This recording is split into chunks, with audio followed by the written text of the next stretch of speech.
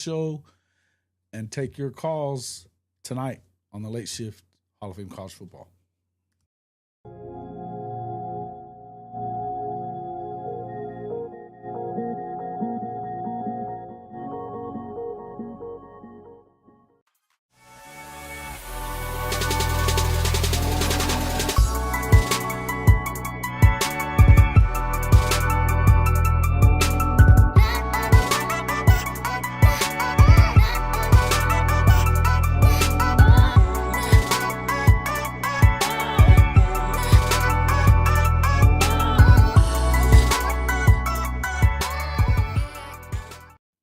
Good evening, and welcome back to the Late Shift Hall of Fame College Football. I'm your host, Jason Watkins, and if you love college football, you know you're in the right place. So before you forget, smash that red subscriber button, like our videos, and don't forget to ring the bell so you don't miss one moment of Hall of Fame College Football. Gentlemen, welcome into the show. Oklahoma Ganja grower Scott Walker, Sooner Lemon is back to Sooner Lemon. That's old Cherry Bear right there. Scott Walker. What's up, guys? How's everybody? Welcome into the show. How's everybody doing? Hey, there's the legend. What's up, legend? How you doing? How's everybody? Good. Oh, man. It's been a day. It has been a day. It's late and I'm old, he says. Hey, come on, man. You ain't that old. A way to pass the night. There's old Crucifix Autumn. He always says something at the start, at least. Good to see you, my man. We'll do some call-ins here in just a little bit. I'm going to have Really Flawed in here for just a little bit, probably. She's actually one of our friends from old Texas. She's all good. What's up, Dwayne? What's up? Getting ready to get off? Cool. Good, man. Good. Hey, man, where you been? Where have you been? I saw that hey, did you get my email? I've been trying to see if you like that shirt, because if you do, I was going to send you the link and you just have to give it. You can put your own address in. So the giveaway shirt or whatever. So if you like that one, cool. If not, tell me which one you like from the website and I'll send you a link for it. Good to see you though, man. Where you been? Collecting animals 2x2. Is it getting down up there? What? Really? Coming down pretty good? What's up there, Lemon? Lemon and Lime. That was my username at the time. That rhymes, bro. Yeah, you were I forget. It was like Sooner Lemon, right? You had us all screwed up when you went to Cherry Bear. Now that's all I know you as. Good to see you. Oh, okay. Some storms and shit messing with your internet over there. It's been weird in a lot of places, so that doesn't surprise me. Ganj. Hey, dude, I love watermelon, bro. I am a fan, especially in the summertime. It's perfect time. Perfect timing. Hey, you like that one? So, Trap House Booming shirt, man. Got love for my guy. Oh, you like that other one? You like the other one, though? Yes, I like that one, too. All right, yeah, I'll shoot you that one. I'll shoot you the link for it. I got to give away. And we'll give another one away if we can get, let's see. We've got 23 people in here right now. I don't know how many of them are in the YouTube. Let's see. 16 of them. Yeah. So we need to get as many likes as we get in here. And we'll give another one away. If we can get up to like 40 likes, I think for a night show, that's usually pretty good. It's all good, man. It's all good. Hey, what have you been up to lately? You been good? How's you and your lady? Where do you work out there, Dwayne? You got a swing shift job, I'm guessing. You work in like a plant or something out there? Let's see. Large. Okay. You can choose your size. You can choose the color. You can choose all that. I'm just going to send you the link, bud. It's all I got to do. The ranchers out here are going to turn their cows into water buffaloes. That's good stuff. Hey, I may be out there to see you there before too long there, legend. Going to pick up a truck tomorrow. Got some stuff going on. Good. Oh, okay. Okay. She's the one that got you shot at? I'd have split with her too. Yeah, fuck her. I don't blame you. I don't blame you.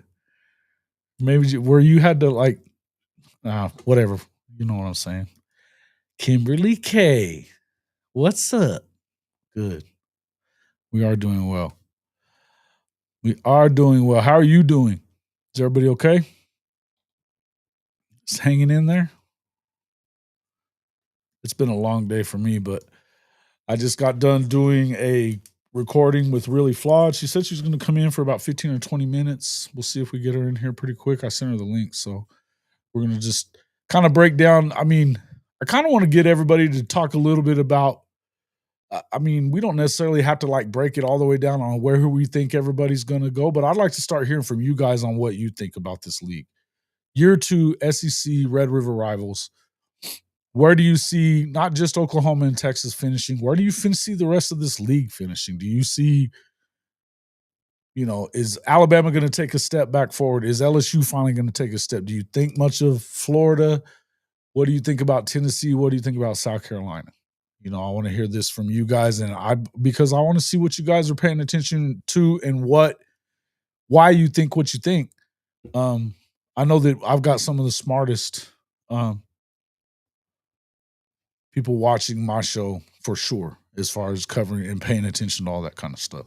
You work at the VA hospital down there. Nice. Yeah, the old swing shit. I like it. Okay. The VA hospital. Well, cool, man. Thank you for that. That's good. Tough place to be sometimes, I would imagine. What's up there, Michael McCackron? What's up, my guy? Good to see you. Just welcoming family in, help them get settled. Yeah. Listen, condolences again out to you, prayers to you and the family. Hoping that everybody's doing well and getting along. I know how that goes. I know how that goes. Everybody's it's tough whenever everybody gets together and it's been a while, and under those circumstances, it just makes it hard. So I do got bad news to put on the table. Went to the doctor, found that I have a herniated disc. Ow. Oh, Lord. Yeah, just my opinion. Stay away from the surgery as long as you can when it comes to your back, bro. Try your best to not let them cut into it. If you can let a chiropractor fix it with some steroids and a little pop here and there, it's much better, man. They start cutting in your back, that shit never gets better. Shit never gets better. Sooner Ace, what's up, my guy? Yeah, man. I've seen so many people that when you get that back surgery, it just fuck, dude. Even if you do well with it, it's tough. It's tough, man. Let's see. Good to see you, man. Good to see you. It's been a while. Good to see you. Great to be back with the Sooner fam. It's always good to be with the Sooner fam. How are we feeling as Sooners, though? I mean, I want to see. Yeah, I think it's a wide open race too. I would agree with what you guys said on that. I do think that when it comes to, I think it's going to be a wide open race, but I think Oklahoma's going to be right in it. We are going to welcome into the show from from the Really Football Show. What's up? Did I make it?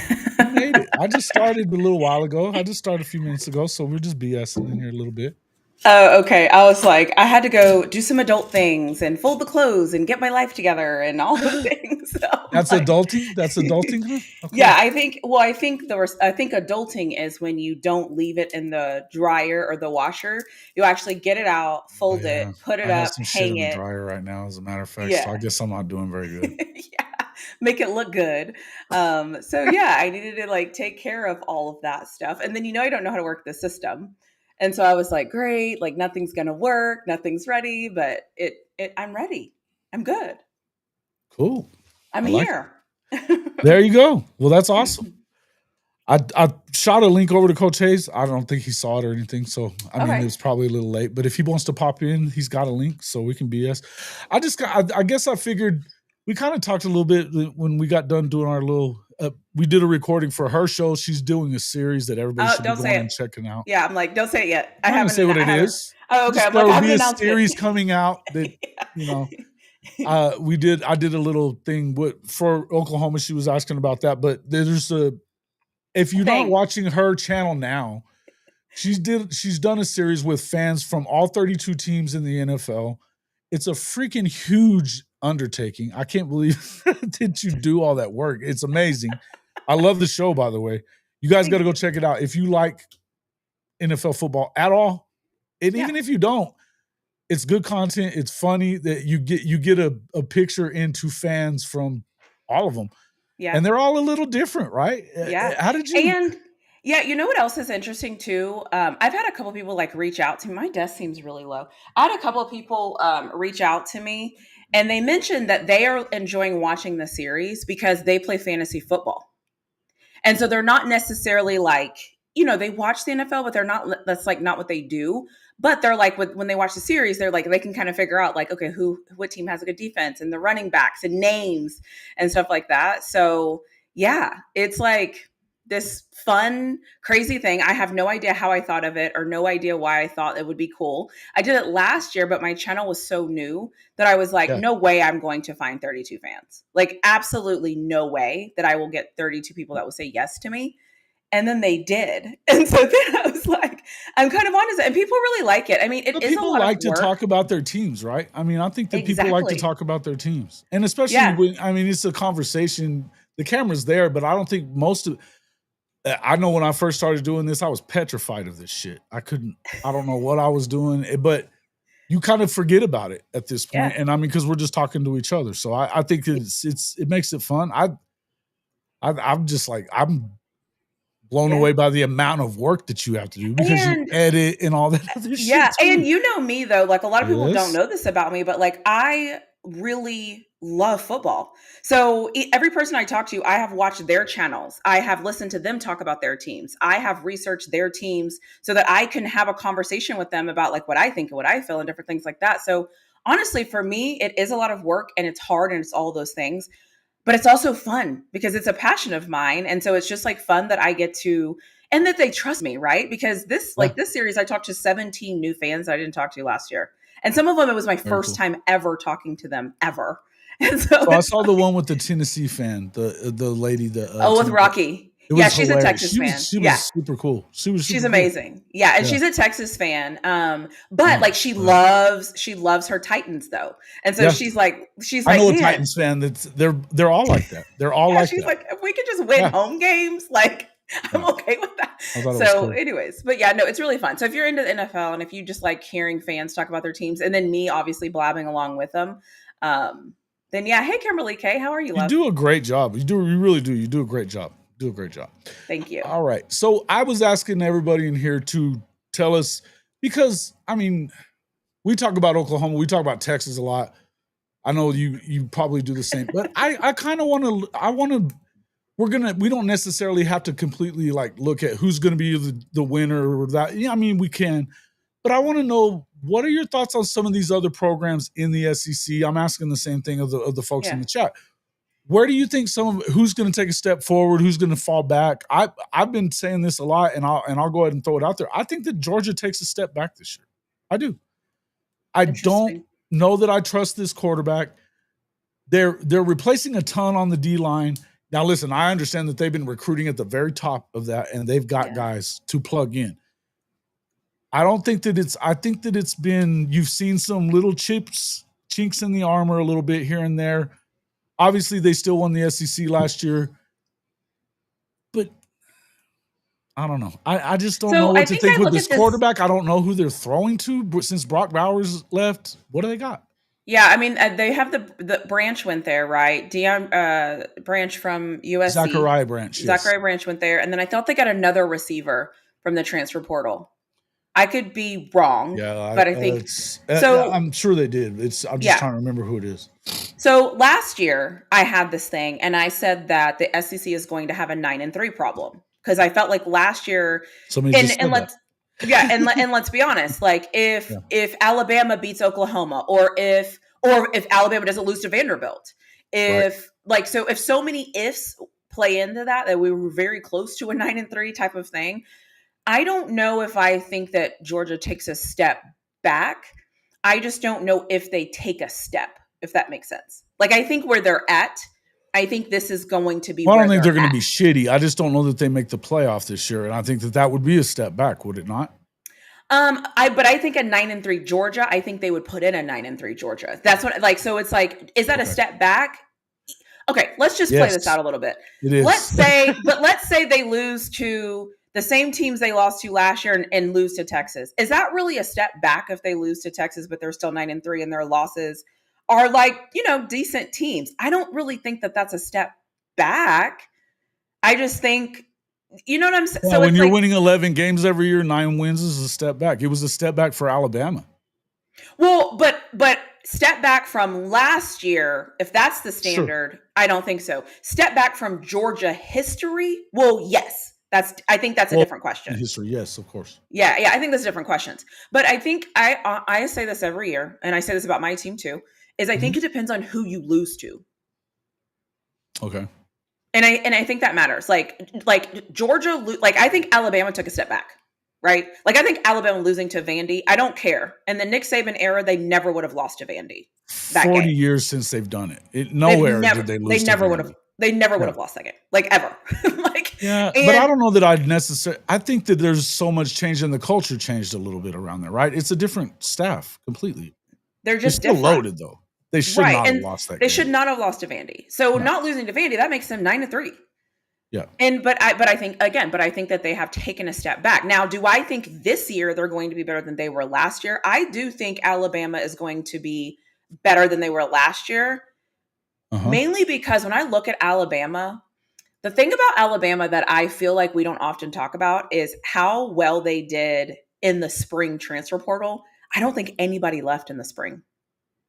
And to me, and they added pieces, and they retained pieces that they needed to retain. Correct. And one of the reasons why I think Texas is probably going to be better than I think they're going to be too is same, right? Like, they didn't lose any starters in that transfer portal in the spring. They didn't really. So my point is this: in a world of college football where there's a lot of people coming in, a lot of plug and play, and a lot of this, you're telling me you didn't really have to plug and play a lot?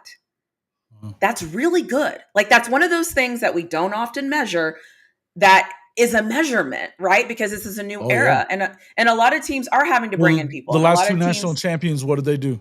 They raised money to keep their players, their core. Exactly. Yeah.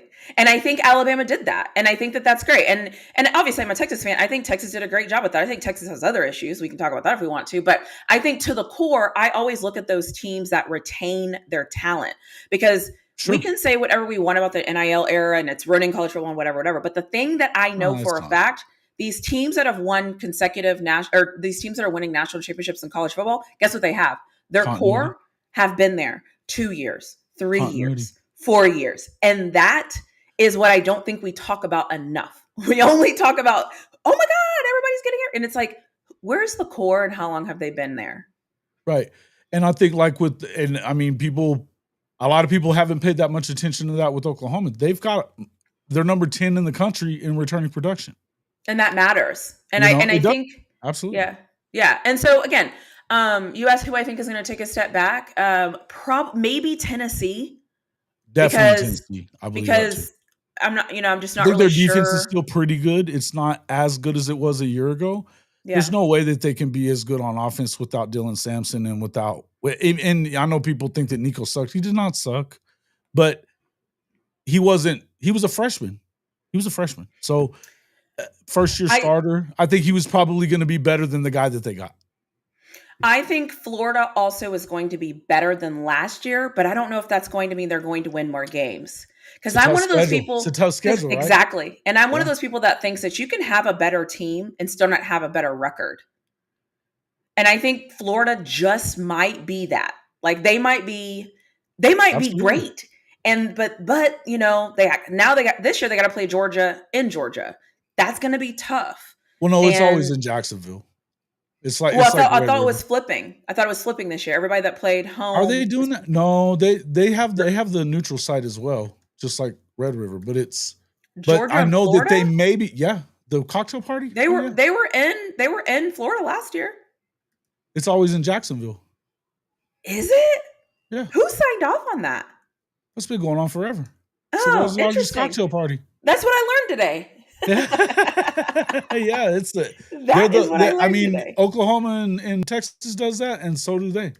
So now So, I do know that they're working on the stadium, so they could be in Orlando this year doing it instead, but they're well, let's still look it's it a up. neutral site game. I'm looking it up right here. Okay. I've got it. It's where is it? Jacksonville. It's still showing Jacksonville. Okay. Yep.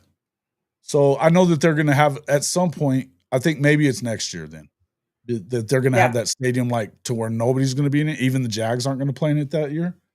Oh, But interesting. because they're redoing the whole deal. Right. So, I heard that on my NFL fan series.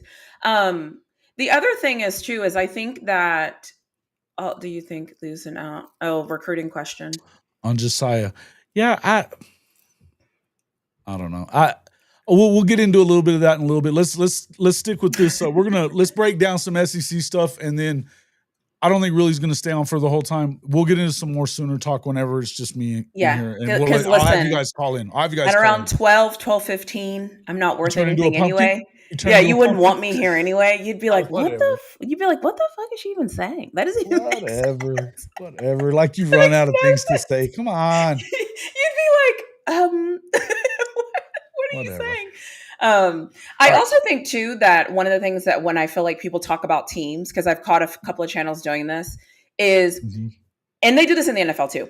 They look at their schedule and they go, oh, we're going to beat them. We're going to beat them. Win, win, win. And I'm like, so you don't look at where anybody plays, who people play before that, who's on a bye week. Like nobody analyzes schedules correctly, in my opinion. We just look at the logo and we're like, oh, we're better. We're better. We recruit better. And it's like, is that how this works? Well, that's them casuals. That's them casuals. You know who those guys are. Come on.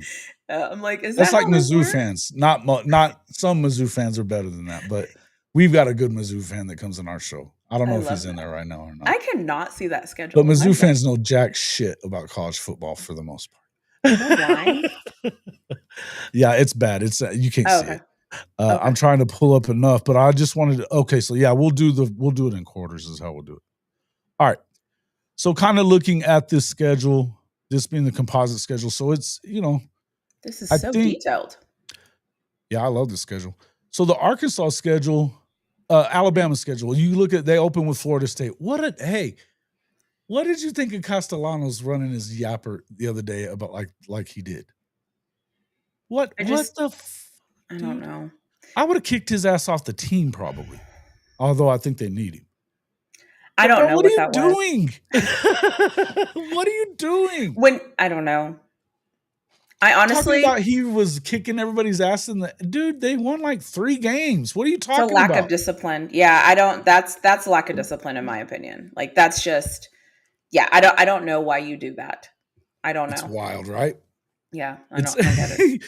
So anyway, that should be a 50-0 win for Bama. Welcome, yeah. Thanks, Florida State. Well done there, Castellanos. Can I just say something? And like some people are going to think I'm crazy saying this. Go ahead. I cannot wait to see how Baylor plays Auburn. That's a huge game. I think that Auburn could very well. I think that Jackson Arnold could lose his job that night. You think? Oh yeah, I think that Deuce Knight is waiting for his moment. So Marcus Dent's always on with us, and he has 7-on-7 teams and all that other stuff. And I mean, they do. He's been coaching kids up for a long time. They do a lot of stuff for them. They've got the mega camps and all this other stuff. But he had a 7-on-7 team that they went and play. I think they played for the national championship in one of those deals in Florida. And Deuce was like a freshman, I believe. Whoever it was that he had started off in this tournament was throwing a bunch of picks, and he had to go to somebody else because they were about to lose games. He said the dude he goes, I guarantee you, this dude is going in there thinking I am not second to you for shit. And one thing we know about Jackson is he doesn't do well looking over his shoulder. He didn't last year. He was, I think part of it was the defense. I think part of it was Michael Hawkins breathing down his neck. And this kid will be breathing down his neck. Yeah, And and I just don't think liked he's built like that. I just don't think I he's like built the way Baylor finished last year. And I think if they, 6 in a you know, row. They won 6 in a yeah, row I coming down the think stretch. so. I'm just kind of fascinated. Now, am I going to sit here and be like, Baylor's going to beat Auburn? I'm Maybe. not positive that it happens, but you get them Me at either, home. but You maybe. get them at home, and it's a good situation for them. Yeah. Dave Aranda's defenses can give teams trouble, Yep. especially early in the year that you don't know what he's going to throw You at have you. no clue. Yeah, he's good. So Yeah. it wouldn't surprise me if they lost that game. I think that it's a bad thing if they do, though, I do because too. you're starting to hear a lot of stuff about Hugh Freeze on the golf course too much and things like that. Apparently he played 7 times last week and he's already played 5 this week or some shit like that. They're like, "What are you Who? doing? Why are you at Hugh Freeze?" Oh. They're like, "Why the hell ain't you at work?" Is it true that he has cancer? He does. He Oh, okay. does.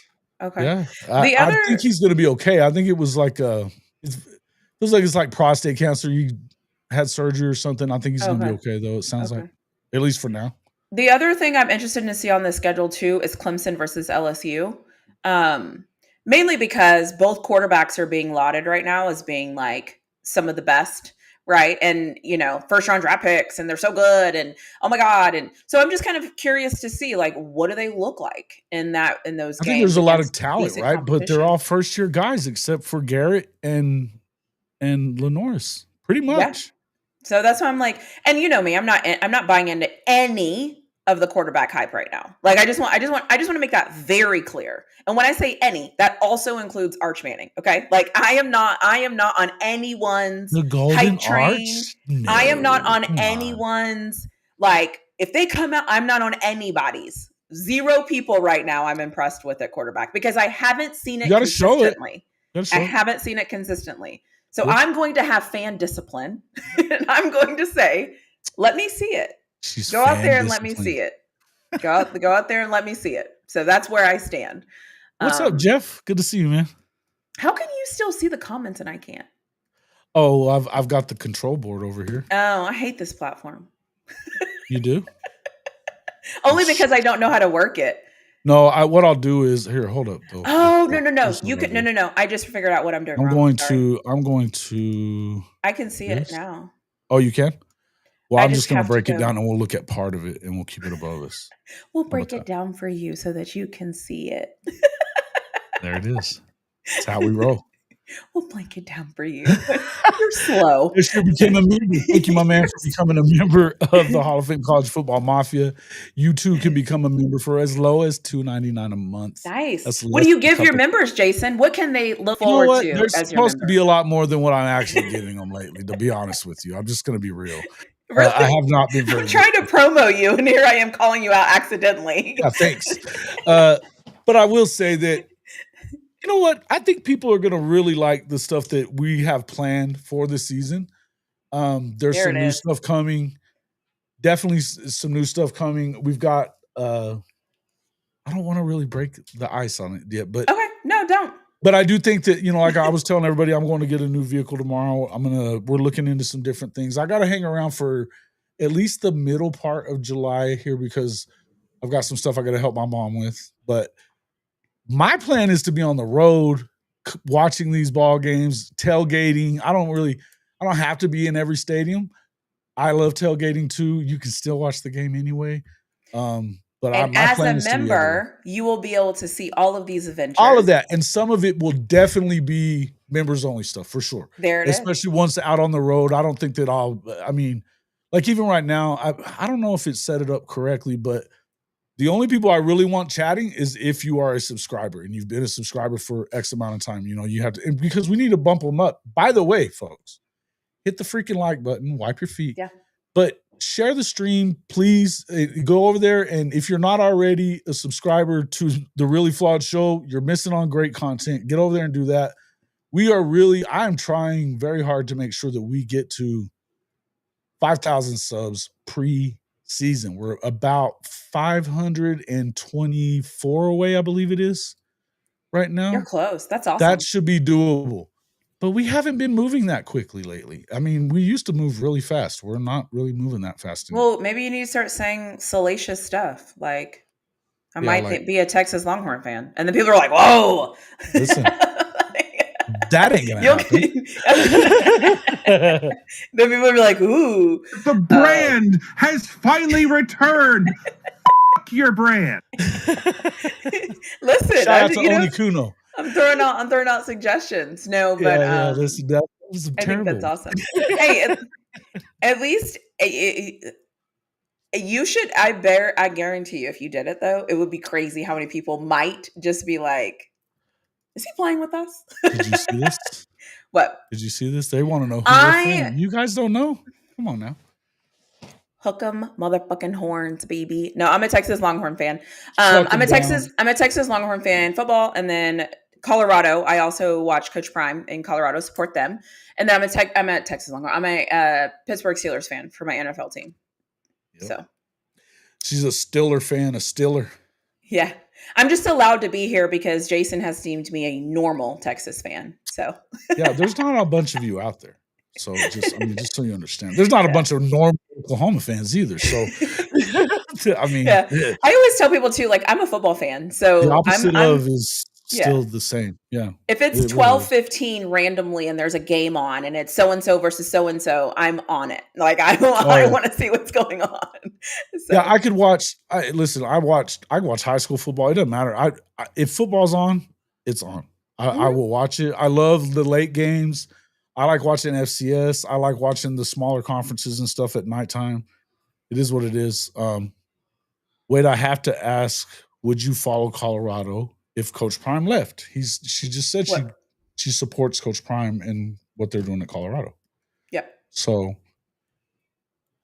you're not, no, she's not a Colorado fan per se, because obviously former Big 12 and all that. And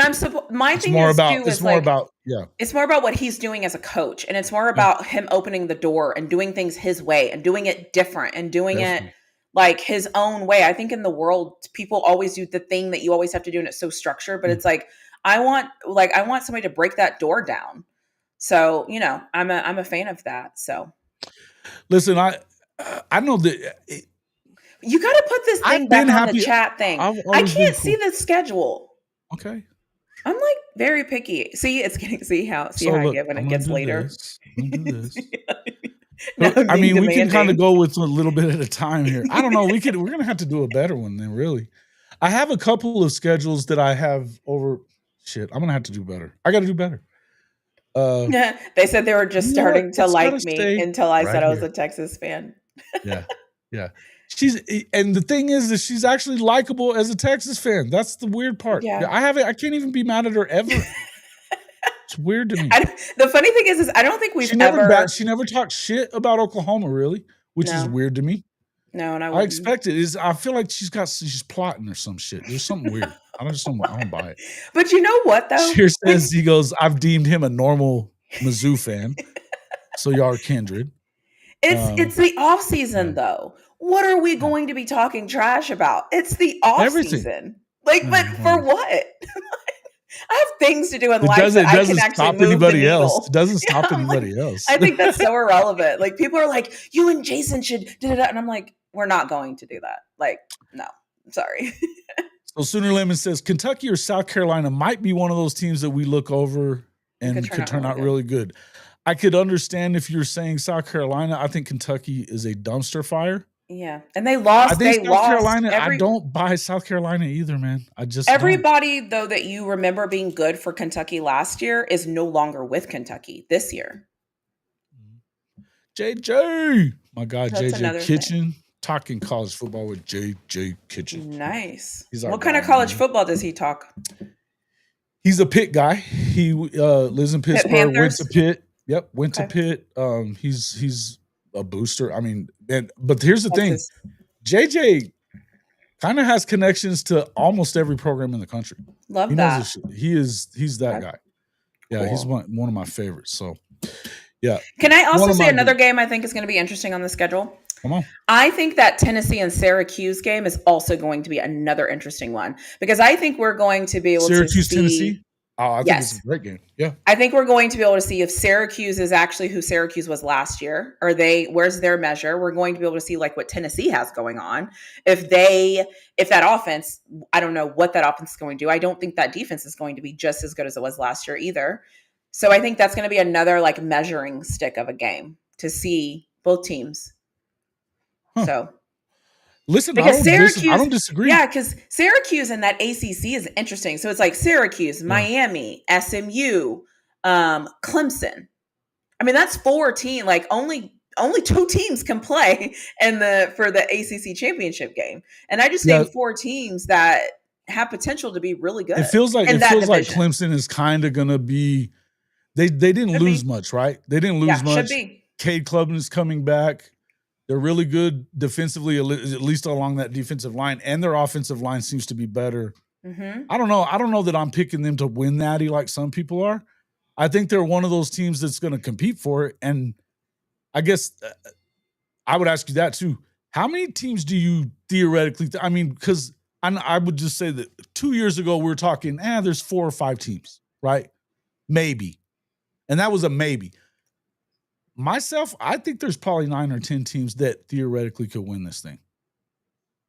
In the ACC? No. National championship. I'm saying. No, as far as the ACC goes, I think there's 2. I think there's Miami, and I think that there's Clemson.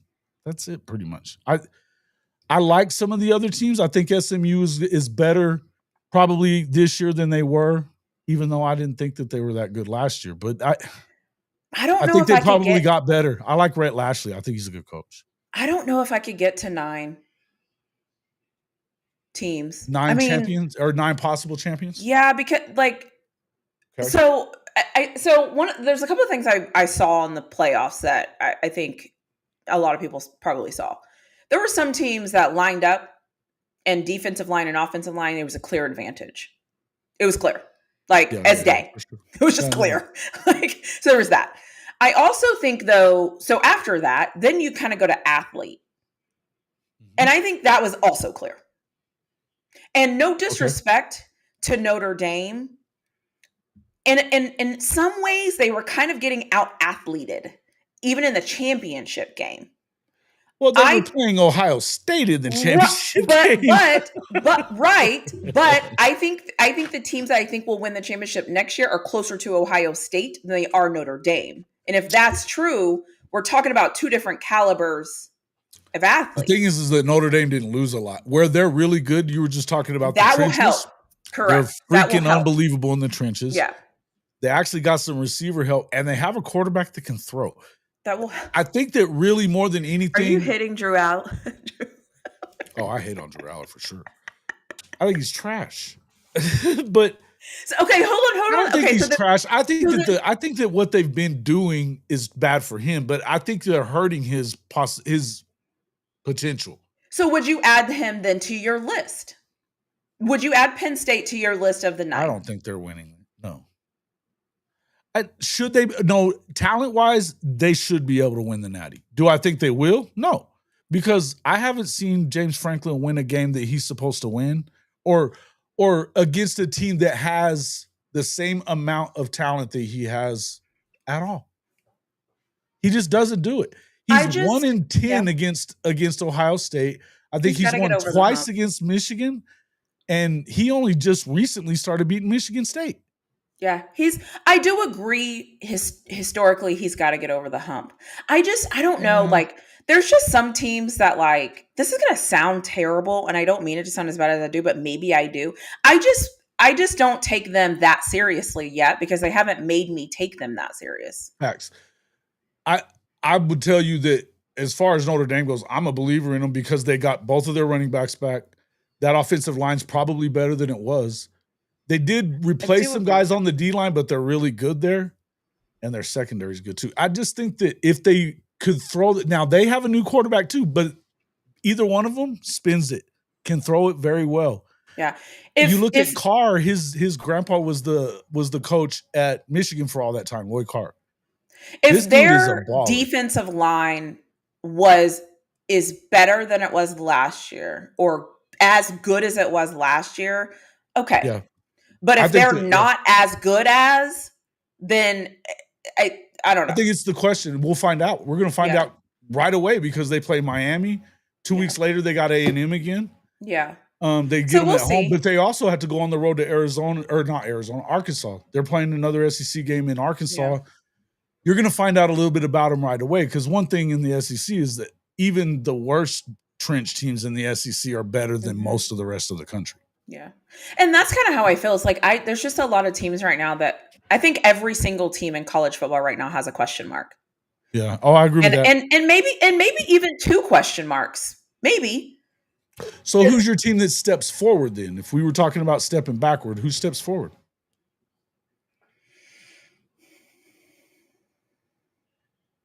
I don't know if anybody does. I mean, if That's somebody not good did, for the SEC, really. If somebody did, it would be Alabama. It would be I you definitely all. think they're stepping It would be forward. you all. Okay. But like, I haven't seen anything that makes me be like, that team really did it. Like nobody really. And let's be honest, the sexy picks are obviously South Carolina, Florida. South Carolina lost a lot more than people act like they did. And my thing is too, is like if you move back Tennessee, somebody takes that spot. If you move back, so it's kind of like a seesaw that we're playing. And are they still doing 12 or 14? I feel like every day they're talking about 12. Something else. It's 12, but the 16 is, they haven't decided what they're going to do for 26. They're in this big old fight between now the Big Ten and SEC are bitching at each other because of this whole 5-11 playoff bullshit. Yeah. I don't care. I don't. Yeah. I'm at the point that I'm like, bro, just decide something.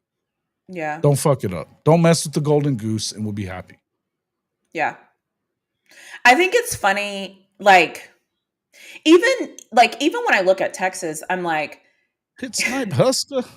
I think this is kind of where my pettiness is going to come out, but I can always tell who is like watches college football because if you watch college football, you're not focused on Arch Manning for Texas. You're just like, Arch is their quarterback. If you watch college football, you're like, is that defense going to hold up? How's that offensive line going to play?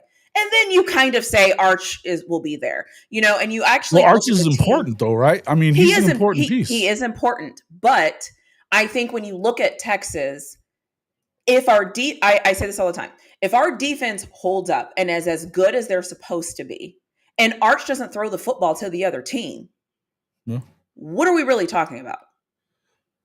Well, I think the big question is, are they going to protect him right? You talked about this earlier, right? That's what I'm saying. So they got to protect him. But what you're saying is, how many times have you heard people talk about Texas and say that? The questions that I have about Texas, and I feel like you have to have a lot of things go correctly. I mean, because you're graduating kids that they may have played a little, they weren't starters, so they've got a new role. Yeah. Now, in the best programs, those guys are going to step forward, but it's rare that they all step forward at the same time, right? But I also think you have a mix there. If CJ Baxter stays healthy, that's a good thing. I still think that you've got a really, really running back room if CJ doesn't play it down. I agree. Right? I was a big fan. I mean, not a big fan because he pissed me off, but look, the Wisner was unreal last year. As a true freshman, to come in that situation, and he became a workhorse guy. Yep. Unreal. If Baxter doesn't have to be that dude, and he can have a great year just by them being a 1-2 punch because he's a home run threat for sure. Yep. But the thing is that I think that there's a lot of pressure on Arch's shoulders, and he even kind of puts it there himself. He talks about that we're going to go win a national championship. He's the favorite for the Heisman. Everybody's got him favored to win the Heisman.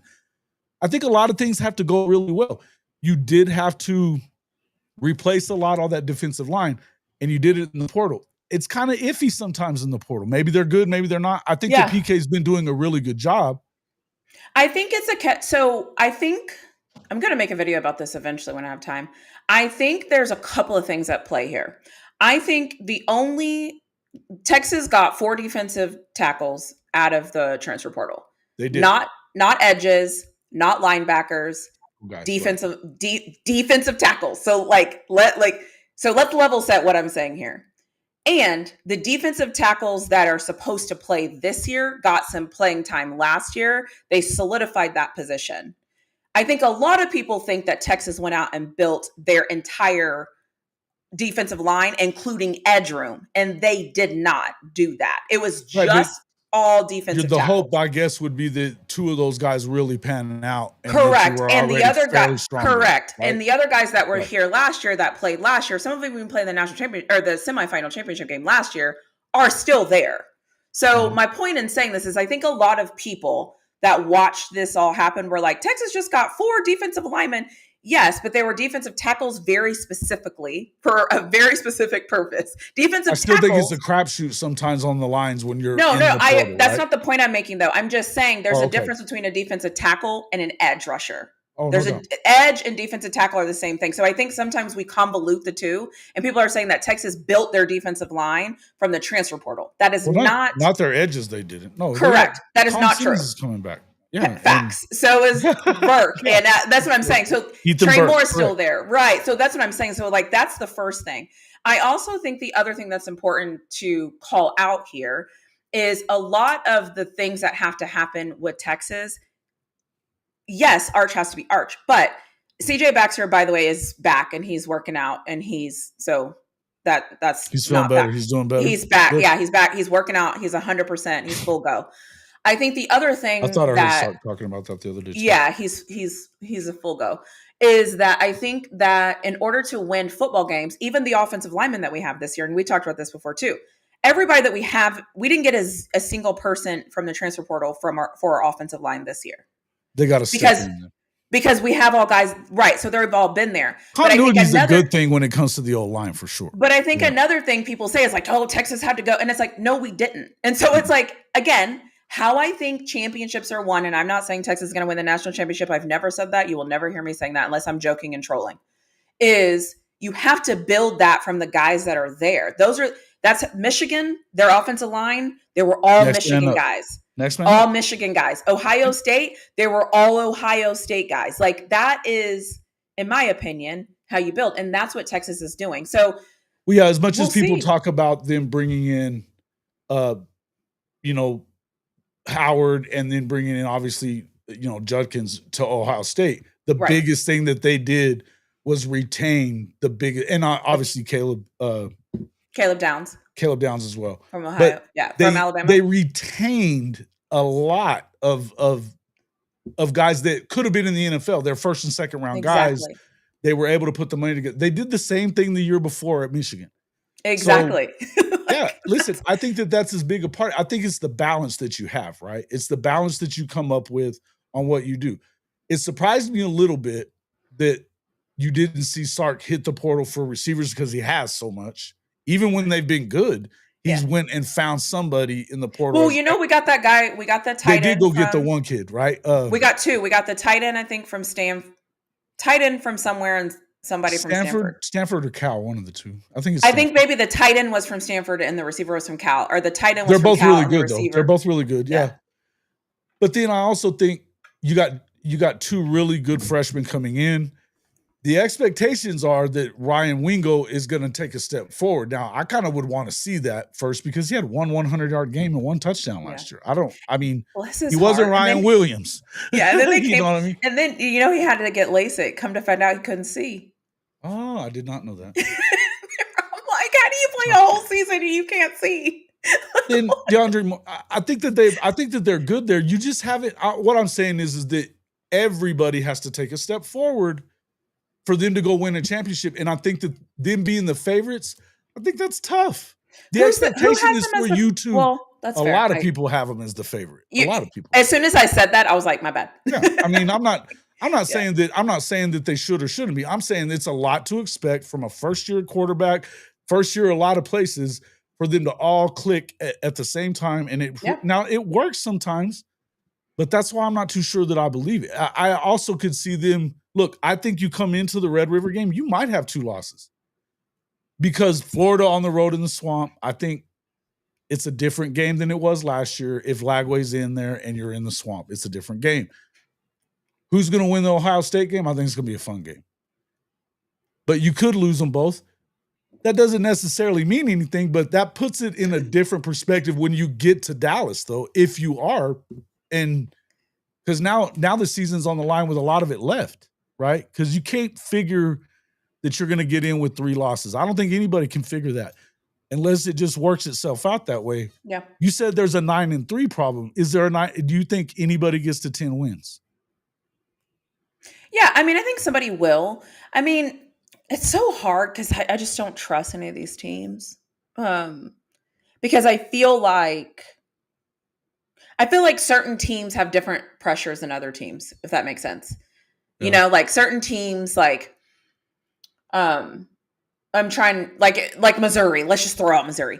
A Missouri Trash. 9-3, a Missouri 9-3 though probably won't get in. But a Texas 9-3, right. And you tell me those 3 losses are Ohio State, Georgia, and Florida, or an Oklahoma, who then goes on to win 10 games. Sure. Am I really faulting them for losing 3 games? Oh, to a team no. Has 10 but wins? I'm just saying that part of the year, if you're 3-2 coming into Red River, yeah. Possibility of losing a 3rd one there, that makes the rest of the year tight. You can't slip anymore. True. Right? And with a young team, with a young team and a lot of pressure middle of the season like that, you can kind of see it going the other way. I'm not saying that I'm not going to sit here and tell you I think they're going to lose any of those games. I'm saying I can see it happening. I could also, and I could, look, I think that Oklahoma better be 5-0 when they get there. They need to be 5-0 when they get there. Now, is it the end of the world if they don't? Not necessarily, but that means that you better damn not lose to South Carolina. You cannot lose there or Tennessee. You asked me about trap games earlier. Those are trap games for them because say you beat Texas. Now you're riding high. You're 6-0. And now you got to go on the road basically the next 3 weeks. You've got, or not 3 weeks, but 2 out of the next 3. You've got Ole Miss at home, and then you're going to have Tennessee and South Carolina. That's tough, man. And there's always a hangover for these teams. Even when they win, when they lose, you get out of the Red River game, they seem to not be great the next week. And they're going to South Carolina and dealing with Lenore's. It could be a trap game. Is that y'all's game after your game? Okay. I still don't think that I think we're on a bye. I think we're on a bye. Are we on a bye after? Well, we'll talk. The schedule's at the bottom. What are you thinking about week 1? I'm assuming you're asking me what I think about Texas Ohio State week 1. Yeah. I'm assuming. That's what he's asking. I think Texas it's almost like a bye, but you are in Kentucky. That is so funny. Drew, behave yourself. Can I see that schedule again? Yeah. So I think right now, as of today, I think Texas is going to beat Ohio State in week 1. And I think Texas is going to beat Ohio State in week 1. And I think everyone's going to be on the Arch Manning train ride. And I think it's going to be crazy and it's going to be ridiculous. And I think that after, though, that game is when I'm going to actually start paying attention to Arch to see what he does, to see how he develops after that. Because after that game, we play some kind of blahs. And so he's probably not going to play that much. And so I'm very fascinated to see how he handles that, how he manages that. And then I think we're going to get that bye week. He's going to play a little bit against Sam Houston State. And then I think in Florida, I think the challenge for Florida playing Texas after Arch hasn't played a lot is going to be how Sark calls that game. Yeah. So I have so many different dynamics of what I think, because for me, I'm not. Well, they both have brand new quarterbacks. Correct. And I'm not a fan that rushes to.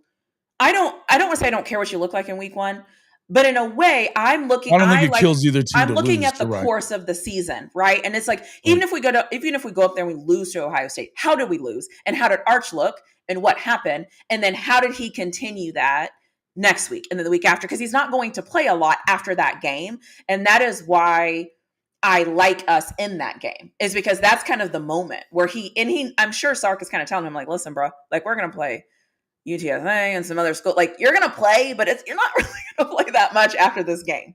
Like this is your game. Get him his reps. They're going to get him. They're going to get in there and be up by 3 or 4 touchdowns and let the young guy play. Turn it over. This other guy. Yeah. And I like that we're playing Florida after we will have not really played a lot of our guys and that they're ready to go as soon as they head out and go play Florida. I love that. I think that that's great. And listen, I'm a competitor. I'm one of those people. I don't give a fuck, right? Like I'm showing up to win. So I'm going to train and get ready. You know what I'm saying? Like, I don't care. Like, and if you don't feel that way. Well, if you're not feeling that way, then you should not. Yeah, you can't feel good about your football team if you don't think that they're going to. Exactly. They better go in there and show you at least fight enough to win. Now, look, I'm going to tell you that that's one of the best places in the country to play.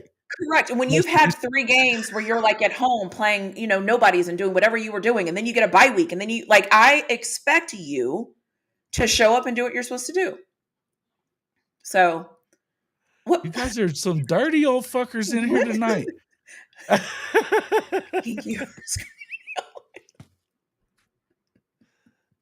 Guys, y'all behave.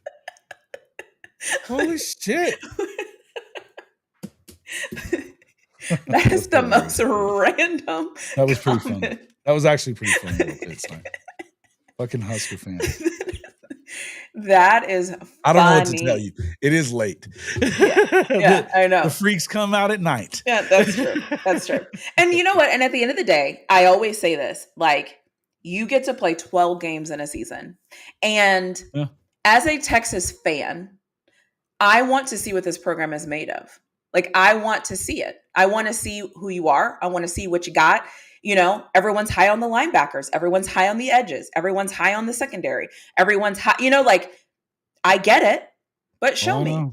The Athlon, what's his name, is freaking Texas love all day long. The one that goes on that SEC pod. It's, what's his name? Steven Lasson. Oh.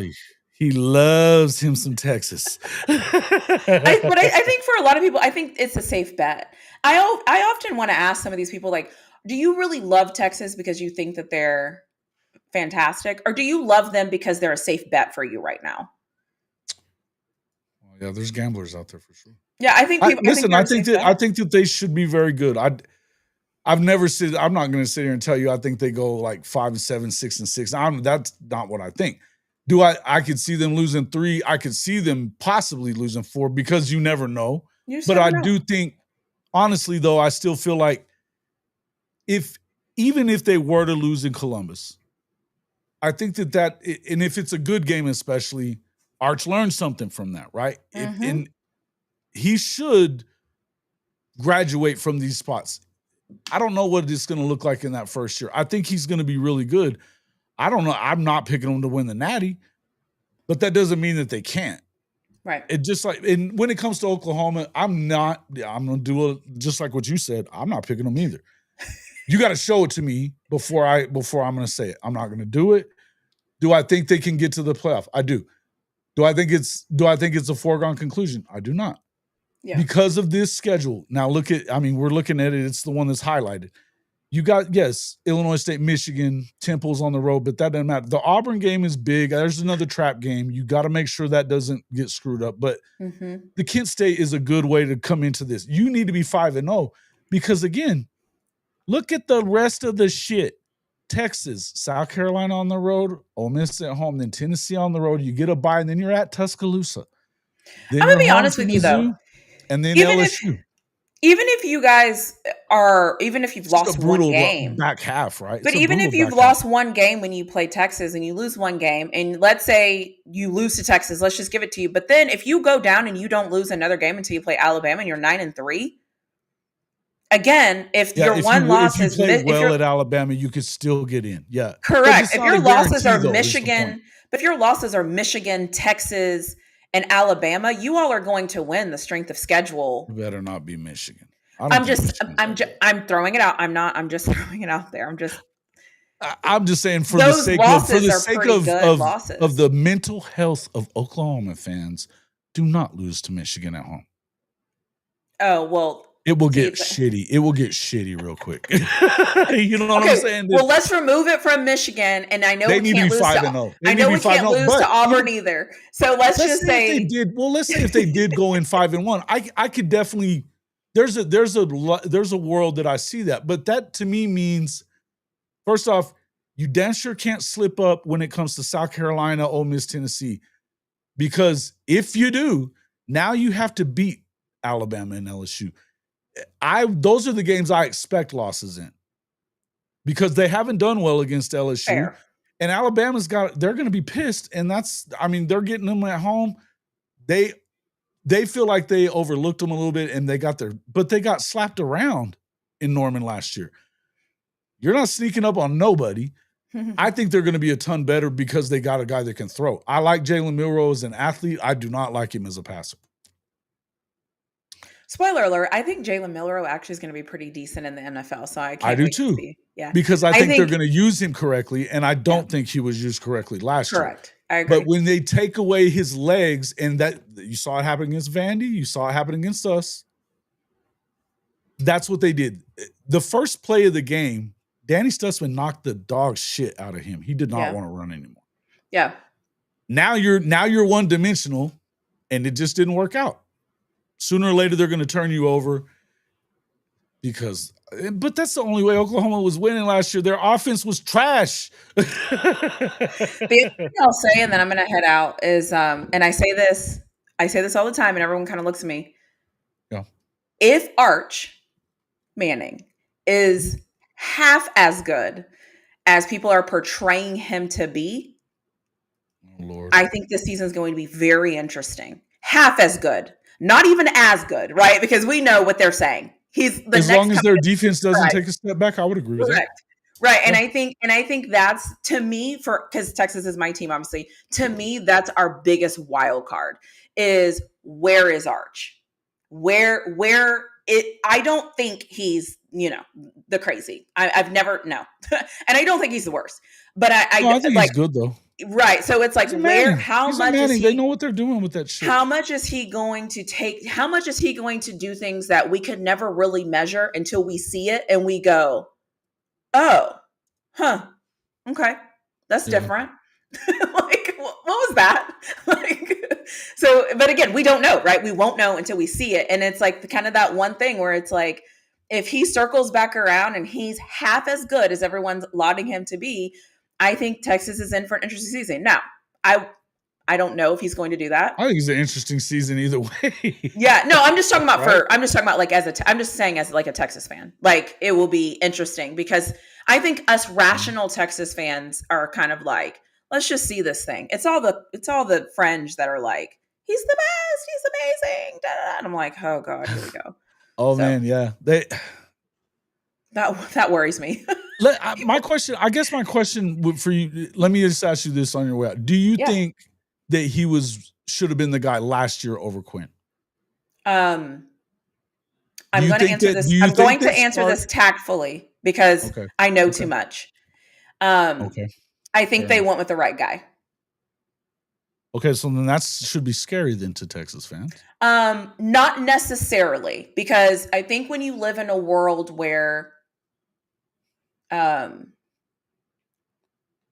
think sometimes if you put somebody out that is not ready to go, it can almost be more harm than hurt if you deem certain things not ready to go.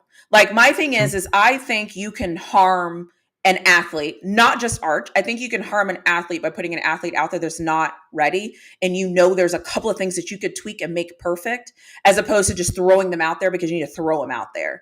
And that's why I keep saying, like, if Arch is better than, I don't think he's going to be like, whoa, but I think he's going to be better than a lot of people think he's going to be. And I think Sark will never get credit for it because they'll never come out and say it has the potential to be the best coaching thing that Sark has ever done in support for his quarterback's development, as opposed to just throwing him out there because he's a Manning and he'll figure it out. Yeah, and does that make sense? Yes, it does. But a lot of people are framing it a little different than what you are because, but I get what you're saying. I think, and it's like, why kill him when you don't have to? You don't have to, but here's the other thing. I think a lot of people are like, well, they didn't go with Arch because of loyalty to Quinn. Which, that's the case, I would think that's more of an indictment on Sark than it is anything. If you got to play the guy. That's not period. That's not why.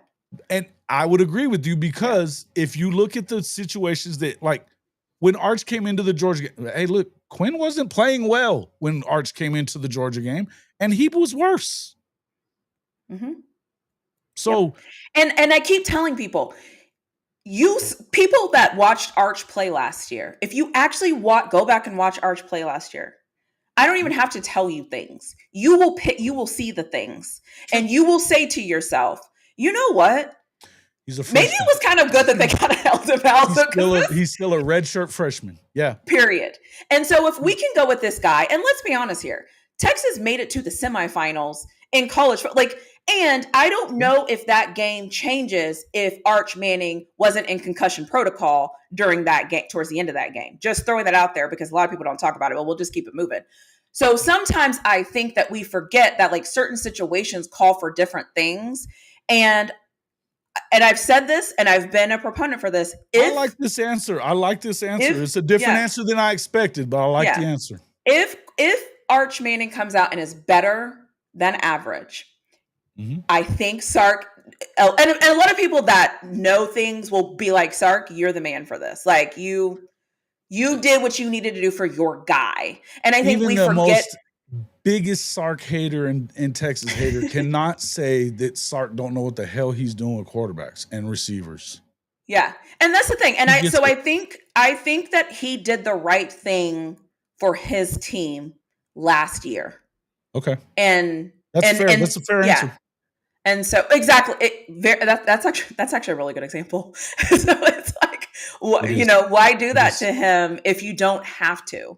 And sometimes, what is that saying? Where sometimes Drew in here throwing shots. Isn't it? What is that saying where it's like sometimes like you have to delay the gratification to get, or like basically you have to kind of be patient. And I think that there were times that I know that year that they went Quinn's first year and they ended up 8-5. They shouldn't have lost some of those games. I didn't put them on Quinn. I know a lot of people did. Yeah.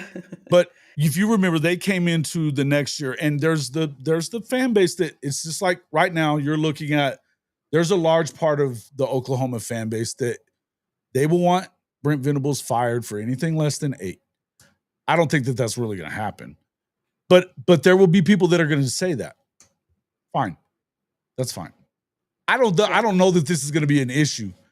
It could be, but I feel like they should have won 8 last year. They easily had chances to win 5, and at least you should win 2 more of those. That puts you at 8. Yeah. So do I think it's as bad as it looks on paper? Not necessarily.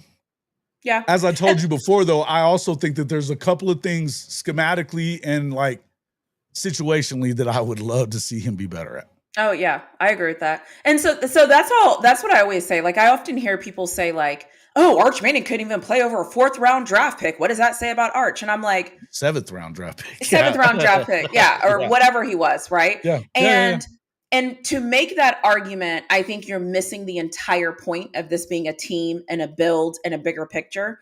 And so that's why for me, I'm just kind of like, sometimes that's not always the best. See, I can't even troll you because you say smart shit and stuff all the time. So I can't even troll. Fuck. Sorry. Sorry. But that's what I always say is like, we got to totally take things in context and this is football, right? And sometimes absolutely. The answer. No, and that's, hey, listen, having covered the game as a reporter for a long time before I ever started doing it like this, I would tell you that that's usually it's always somewhere in the middle of what crazy fan and what completely way too lax fan is. It's always something in the middle. You don't have to fire them. The question you have there, Drew, if OU fires BV, who would they hire that is better? I don't know. But here's one thing. Somebody will come take that job. If you do, yes, it's Oklahoma for fuck's sake. We're not talking about going and taking the New Mexico State job. Right. Or West Virginia. Right. It's not exactly. It's a blue blood. Shout out to West Virginia fans. Put some respect. Some respect on Oklahoma. Yeah. I would tell you that I love guys like GJ Kinney. I'm a Will Stein fan. I want to see the defense remain, though. And that's my biggest concern. I think that if you run Brent Venables off right now, you run off that defense, you run up and his staff will leave. His staff what about will Coach Prime? leave. I don't Can think you that would can you ever imagine? work But at can you just Oklahoma. ever imagine like Coach Prime Honestly, in though, Norman, Oklahoma? I will say this: there was talk about Coach Prime before they hired BV. There was. It was some small amount can of you serious talk. It imagine if didn't I had last to very be? long, I don't think. Can you I don't imagine think if I had to cheer for Oklahoma and Texas? that would be fucking cool. People would be I like, would "You're never not do a such real a thing. fan." I would never do such a thing, but I agree. No, Anyways, listen, I need to. I I need don't to know that run. he would have done it. I don't know that he would have fit. I think I like Coach Prime. I'm not a Coach Prime hater. I But like I Coach. don't know that he. I I like what don't he's know that he doing. fits at Oklahoma very well. I don't. I think it would be tough on him at Oklahoma. You want me to say the obvious? No, we get it. We're Okies. We understand. Anyways, well, I appreciate you and thanks for having me on. I'll let you guys talk about Oklahoma because I feel like as soon as I leave, it's going to turn into an Oklahoma fest. Yeah, So, that is some other stuff about you. Also, oh gosh. Also, I just want to say for everybody who is freaking out about recruits and freaking out and thinking everybody should get everybody, like relax. Like it is June. It's going to be okay. Win some games. It will help. Letting some things play out a little bit. It will help. Yeah. Letting some people commit to schools and then see how those coaches really don't care about them will help. Like it will be fine. I know everyone's freaking out about it. I think it will be anyways. too. I think that we're in a new time now. We're in a new era of this game. You have to trust the people that you put in place to make these decisions.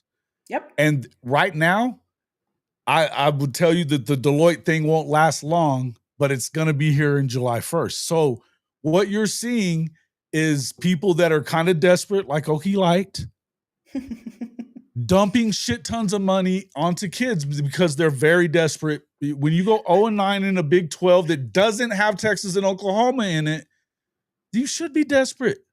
Okie Light is the funniest. Trash. Trash. Okie Light. They call your team trash. That's what they are. Trash. Shitty. I love that. Anyways, thanks for having me. Thank you, chat, for being lovely. We enjoy having you in here. Most of you, I think. No. You're gonna have a talk here, chat. Shit. But no, seriously, I appreciate all of you, Jason. You know I appreciate you. And then, yes, if you want more football talk, much fun. I have all the videos you need. Because I have a shit ton right now. I feel like for NFL. Listen, it's gonna be fun.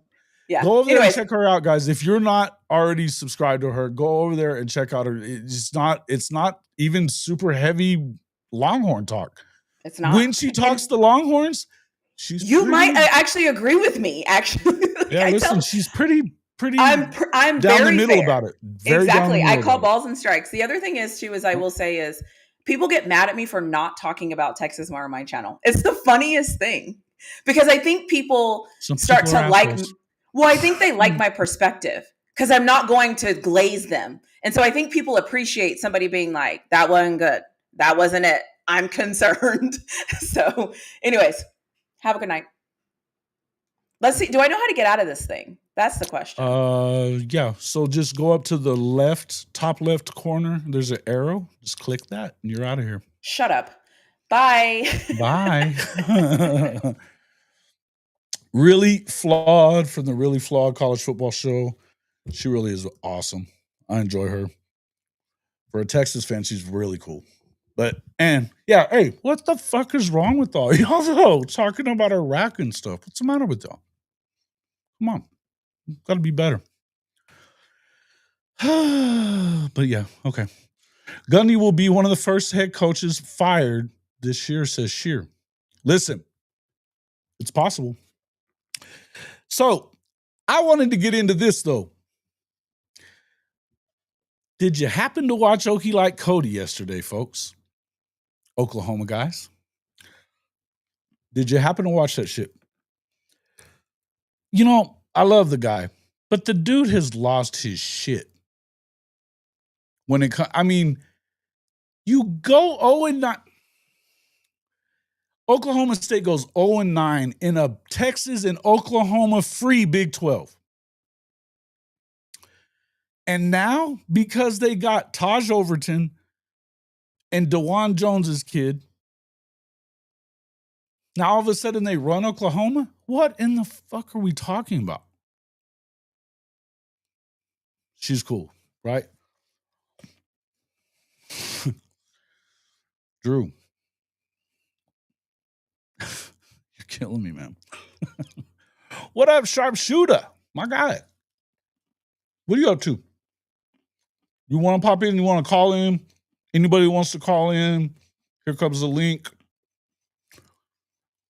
But listen, let me get it. We need to get some calls, and your face won't be on. I promise. You don't have to agree with it. I mean, just I won't put your face on.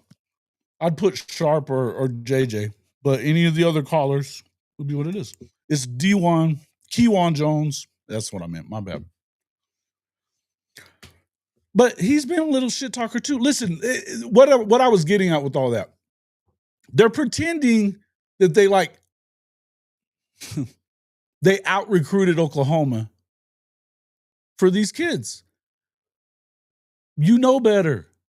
Oklahoma was out on Jones for weeks.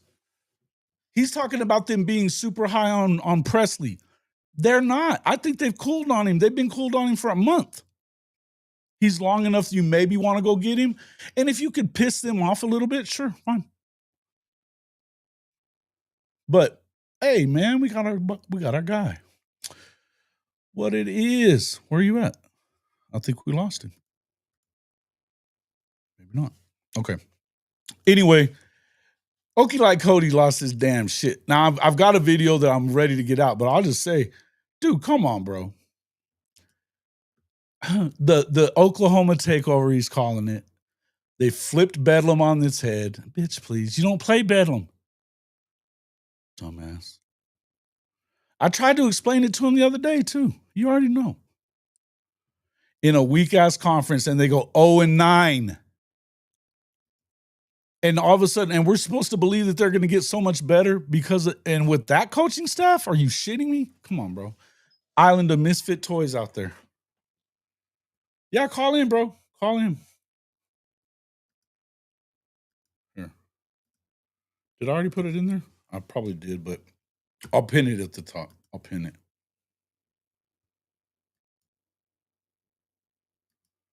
Okay. Call in as you will. I got somebody in here. Old Bransky. What's up, my guy? Man, just in here talking it up a little bit. Here, let me get you in here now. There you are. Yeah, listen. What are you up to, man?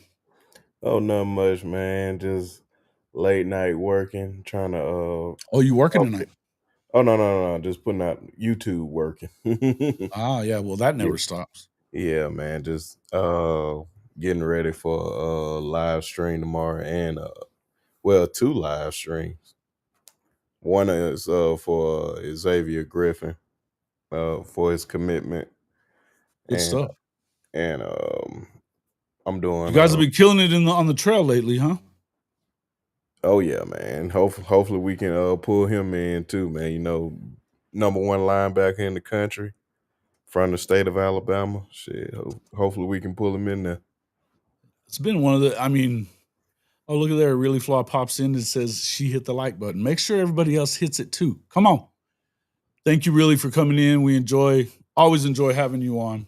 We're gonna have to do that more. Make sure y'all get over there and check her out. Have you subscribed to Really Flawed? Yeah. You asking me? Yeah. I think. Is that girl you had on here at one time? After the draft, yeah.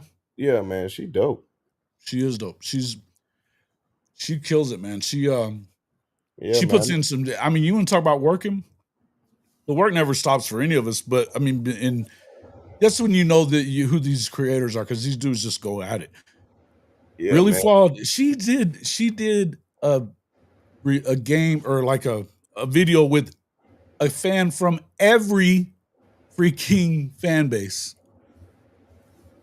in the NFL. A show for all of them. The series is insanity. It's insanity, dude. I love it though. She does a great job. Yeah, man. She really dope, man. I really need to get over there to my channel for real, Yeah. because I seen her on your channel that day. And I was like, damn, man, she She dope goes as on with hell. Coach Hayes quite a bit too. She'll go on with she'll also go on with she's always on with Rawhide. Uh-huh. Raw's channel is a trip, bro. Raw's channel is a fucking trip. Man, we Yeah. got a bunch of dudes in here. I'll pop in one more with us for now. We'll get Drew the Longhorn in here to talk with us. What's up, Drew? Can you hear us? Drew? You got it on mute, Drew, if you're in here. Yeah, you got it on mute. How about now? How about now? Gotcha. How about now? Gotcha. How Gotcha. about now? Gotcha. Gotcha. Hey, Don't be what's up, talking bro? no shit about Really Flawed, bro. Come on. All now. right, all right. I'm not. I'm gonna behave. I'll All right, behave. behave yourself. Hey, how does my mic sound? It's always kind of fucked up. No, you're good. You're I good. sound good. All right, cool. Tell us who. And Brisky, I'm asking you the same thing. Who do you see taking a step forward in the SEC this year? Who do you see taking a step back? Arch Manning taking a step forward, and Oklahoma taking a step back. I'm just being funny, man. I'm just being. Just get kicked. I love it. I knew you were gonna say some shit like that. Oh man. No, I think Arch is gonna be good. I was talking team wise though. Which team? Because I said at the start of the show, and I've been saying it a lot. It ain't gonna be the first time anybody's heard it. I think that Georgia takes a step back. I don't see them making the playoff. I think they missed it this year. You say you see Georgia taking a step back? I do. Yep. Oh yeah. I don't know about that. It all depends, man. They play in the ACC. So Georgia? You talking I'm talking about Georgia. Team wise, or I'm saying that the Bulldogs are not going to be in the playoff. Oh, the Georgia Bulldogs. Correct. Oh. Yeah, I don't know about that. What's the odds of that? Tell me why. I mean, obviously, yeah. Go ahead. You go. You got it. Oh no, man, go ahead. No, I want both you guys' opinion here. In fact, I don't know about Georgia. I'll tell you what the team I think that's really going to kind of surprise everybody, unfortunately for OU fans, is Auburn. They've got a killer roster, and they might perform this year. I mean, obviously, who knows? And I don't think they're not going to blow a game here and there. But here's my fear, actually, as a Texas fan. I think we're going to go into OSU and kick some ass, probably. Knock on wood. And then, obviously, I'm judging from the last few years. You know, going into Michigan, going into Alabama for the first, and then I think OU's going to lose to Auburn, unfortunately for you guys. But then I think we're going to go into a Red River rivalry where you guys. And we're coming off a nasty Florida game, whether or not we win it or not. And I think you guys are going to be so prepared for the Red River rivalry this year. I think that's unfortunate for Texas for sure. It's fortunate for Oklahoma, without a doubt, no doubt about it. Yeah. So if I had to guess, I actually think Texas is going to go in my prediction. I think Texas will go undefeated. I do think they're going to lose to OU. I do think they're going to squeak out a win against Florida. But I think we're going to have a lot of resources on how to beating Florida. And by the time we get to and by the way, I feel like for the last 10 years anyway, I think OU has had this kind of advantage over Texas where they have been able to prepare for Texas for those first few weeks. Now, this year's a little different for you guys. So set that aside. But my point is, I think you guys are going to have a lot more preparation time. We're going to be fighting with people like Ohio State and Florida. Our resources are going to be to beat them. And by the time we get to Red River rivalry, we'll be battered, tattered. Hopefully people aren't hurt. And I hope it's a good game, but and that game can go anyway. But I have a bad feeling about Red River rivalry this year. Well, you guys haven't won 2 in a row in 25 years.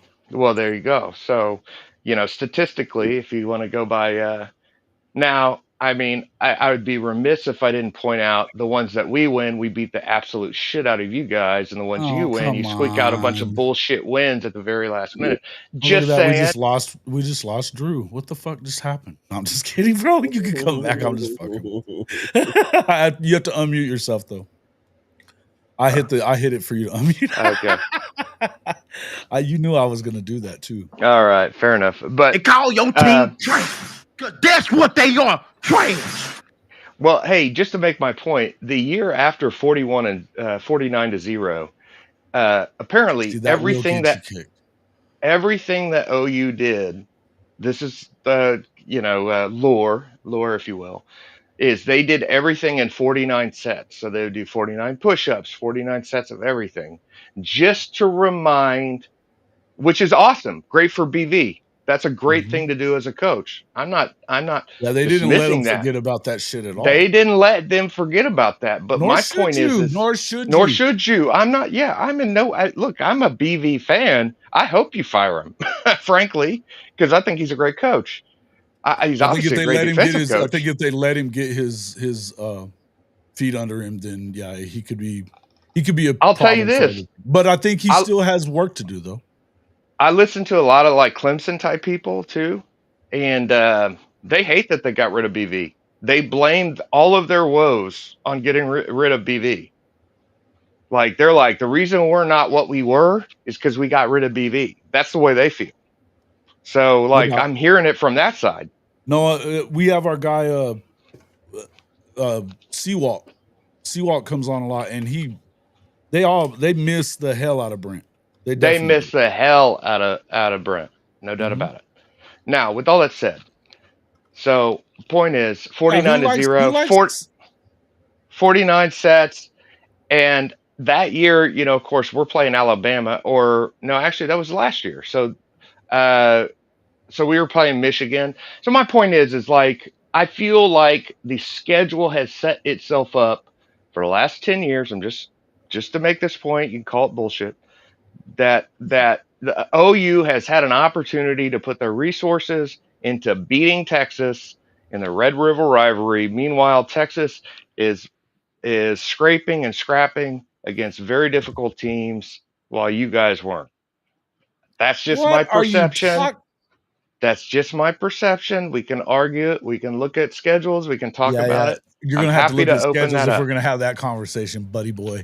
Well, I'm just saying, while my team is playing Alabama on the road and playing Michigan on the road, your team is doing 49 push-ups. Your team is doing 49 push-ups, reminding them of getting their ass kicked the last year. Mr. Longhorn, we're getting sick of your shit right now. All right. So, no, listen, here's the thing about that year. The year that you guys played Alabama, we had Georgia scheduled. They pulled that game because we ended up going to the SEC a year earlier. You had already played one against Alabama at home. That's why they continued to do that. You finished the home and home. They did not want either of those teams to owe each other coming into the SEC, and that was on Sankey. Believe me, it would have been good for Oklahoma to play whether they'd win or lose it. I'm with you. And this is what's so interesting about this year.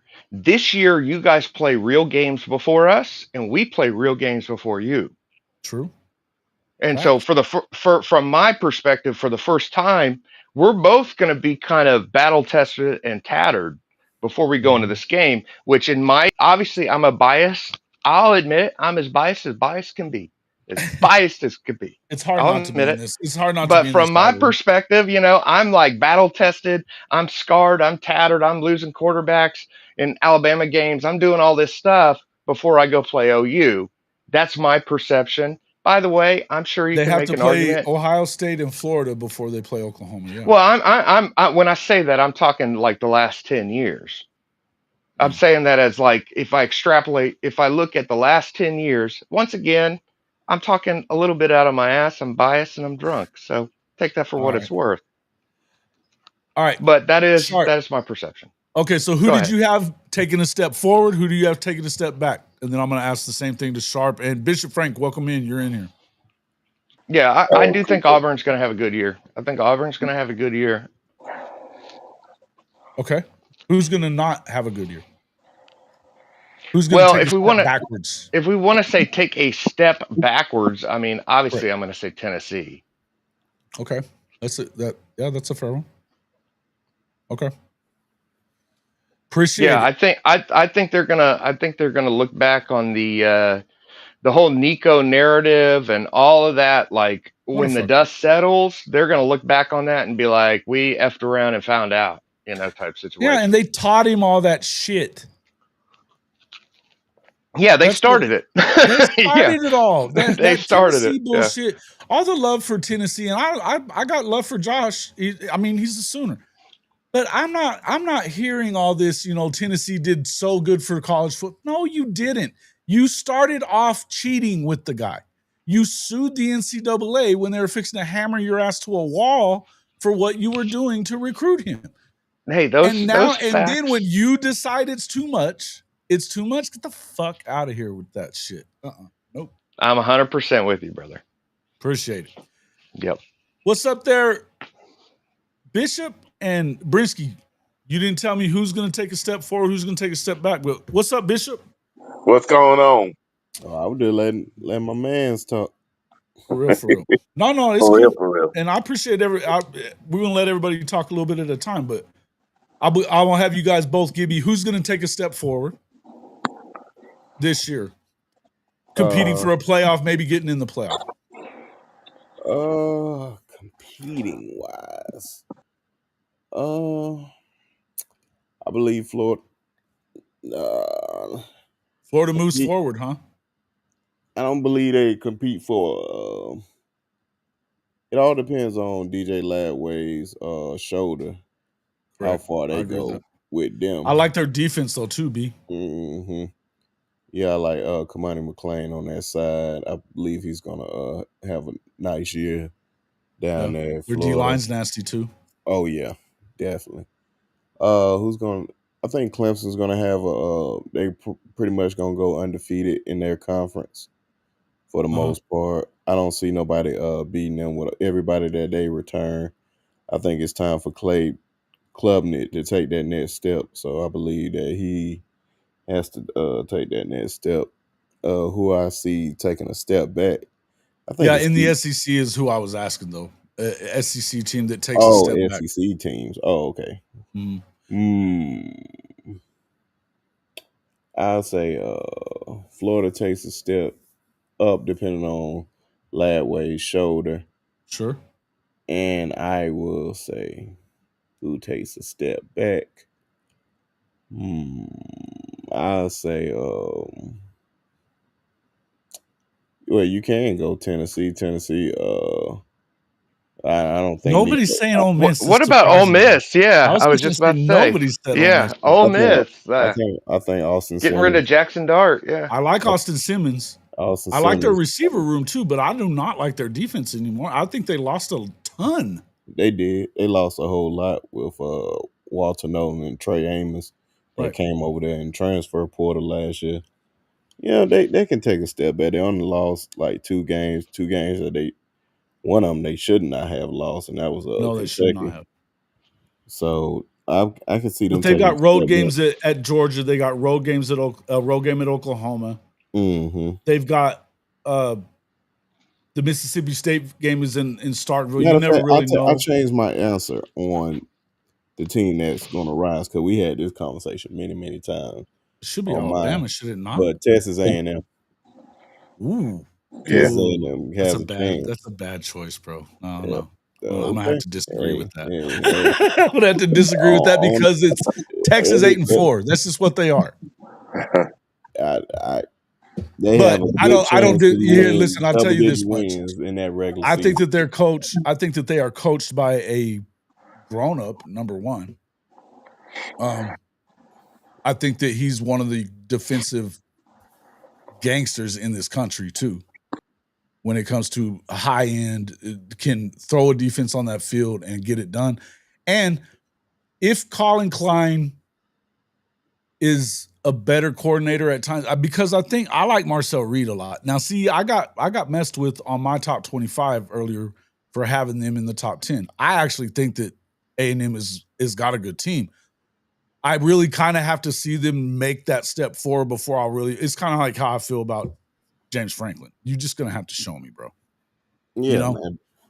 Because they've been doing the same thing since the 40s. This is what Texas A&M does. But do I think that they have a good coach there? I do. Do I think that he's good enough to overcome the problems that happen in these little brothers schools? I don't know.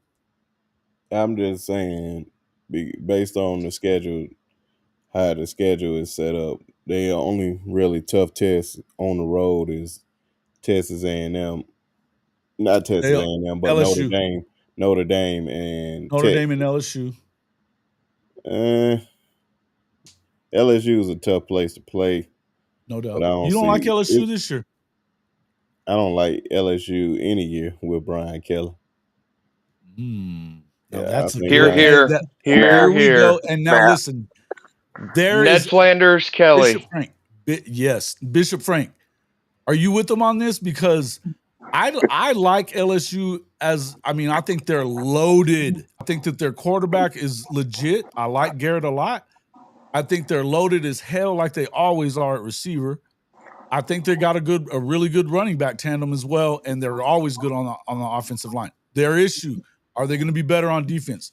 And do they just not have that? I think the problem with them has been they haven't been very they just do a lot of stupid shit at bad times of games. See, right? that's why I was going to say discipline is bad, right? Yeah. Yeah. I'm going to say LSU falls back. Okay. Because you can have that high-power offense, but I think OU has already proven you got to have a defense when you're in the SEC. So the one that's going to take a step up is OU because they have no choice. And yeah, they don't really have a choice. They better step up. They better step up. But look at the schedule. The strength of the schedule is the tops in the NCAA, one of the top 3 to 5. So I think LSU is going to take a step down, though, to be honest, because we haven't heard much about them replacing the people that they lost on the D line, and that's very important in the SEC. That's literally what I was going to say, bro. I was just about to say. And South Carolina. I think it's a fair thing to say. But could you not see them taking a step forward, though? Oh, yeah. No, it's a hot take. It is a hot take because most people think conventional wisdom is right now that LSU is going to take a step up with Nussmeier and all the things that they've got going for them. But I could see them taking a step back, especially they lose that first game. Because you know how confidence gets shooken in this sport. They have, and that's one thing. They haven't won an opener under Kelly. They're 0-3. So just imagine he loses this one. Well, and they're on the road at Clemson. Yeah, but like easy. Yeah, he loses this one. It's everybody says, quote unquote, everybody says what everybody says. Kelly's not the right guy. Then they lose the locker room. I don't know that he is the right guy. He isn't the right guy. Can you imagine playing for that guy? No, he's the right guy. He's the right guy. He's the right guy. Let's forever. Let's keep him. Yeah, let's. I think stay there forever. Stay there forever. Yeah. BK. OU should fire BV and hire Kelly. That's what I think OU should. Fuck you, dude. You lost your mind. Up in here. Make Brian Kelly the richest man. I thought this was hilarious that you said I picked Texas A&M. If anybody didn't know who was speaking, are you joking? Nobody knows your voice there, B. Hey man, I don't know, man. You don't sound like anybody else, dog. You don't sound like anybody else. No, James. Man. Okay, James Franklin or Brian Kelly are they what? Now you're saying you asked about Franklin. Super underrated. I think he's rated right where he should be. No, I think he's underrated. I agree with him. You said James Franklin is underrated? I don't think he's underrated. I think he's a good coach. I think he's a great coach. I'm not saying he's not a good coach. I'm saying he's middle of the road. Be a good coach. I know, but he's gonna. That's the thing. It's always like, 7-win Sark until it's not 7. Same thing with Franklin. He doesn't win the big game until he does, and I think he's going to do it this year against at least Oregon. When is he going to do it? He's been there for this year. And They've then been saying it, but you know what though? People like you say this every year, Drew. you sound like a No, Cowboys fan. no, You a no. Cowboys fan? I'm definitely not a Cowboys fan. What we gonna do with this year? I What can we gonna do assure with this year? you. Yeah, no, I can That's assure funny you, shit. I'm not one of those. I'm from Houston, baby. I feel Those like Cows. here's the thing with Franklin. When you're 1-10 against Ohio State, when you are, I think he's won twice against Michigan, and he's literally been there for 12 years. Yeah, but here's the thing: he's finally getting the system together. Look, I'm not What? going to die on I'm not going to die on a hill for Franklin, but for the very first time ever, we are looking at Penn State as a like real I'll tell you why I contender. like him. I'll tell you why I like him more than I normally do. It ain't got shit to do with Franklin. Andy Kotelnicki is a very, very good coordinator. Yeah. Yes, He's him. yes, I am not. he's got the right people around But him. I still don't believe Well, no one until will until he does, right? exactly. Yes, Do you I don't believe It's disagree just with like that. Drew? I don't do you- disagree with that. Drew, do you believe in Drew Adler? Exactly. No, I don't. I don't. Exactly. you Look, believe? Hey, come on look. now, answer the damn question. Yeah, but here's the thing. You're right. Look, Richard, we got you in the show as well. Hey guys, Go ahead. Zoo fan here. What's up, man? So What's up? what's up? no, I don't Big think Drew Zeus Aller is a fan. great quarterback. Yeah, I don't think it. I think But he's I got do. I think they. But I think they have a tools. very well-rounded tool. Yeah, they have a very well-rounded team, and they play in the Big Ten. I know everybody's like the Big Ten's, but like to me, you got to play a few games. Mhm. He's That's been there my like 12 perspective. years already, really. He's already been there like 12 years. And here's the thing, and this is what I know about college football. He wins one game against Oregon, all of a sudden it's like the whole narrative is flipped. Oh my God, Penn State's the shit. But by the way, this shit happens for Texas too. If Texas wins against OSU, everybody's gonna be like, "Oh my God, Arch is the fucking man." You know how these things go. Oh, yes, I do. When it comes to It's like Texas, it's a bunch of narratives. It's like Narratives he can't are get always past the big and one. But the problem though with until he does. Penn State has been. But the thing is, though, he doesn't help his narrative either. Arguing with fucking young fans in the stands because they're bitching terrible. that you're losing Terrible games. Terrible Stupid. But you got to keep in mind, or getting your medical team fired because they didn't agree with you and losing a lawsuit. Terrible look. Hey, but let's put in perspective of what Penn State was I can. before until he got here.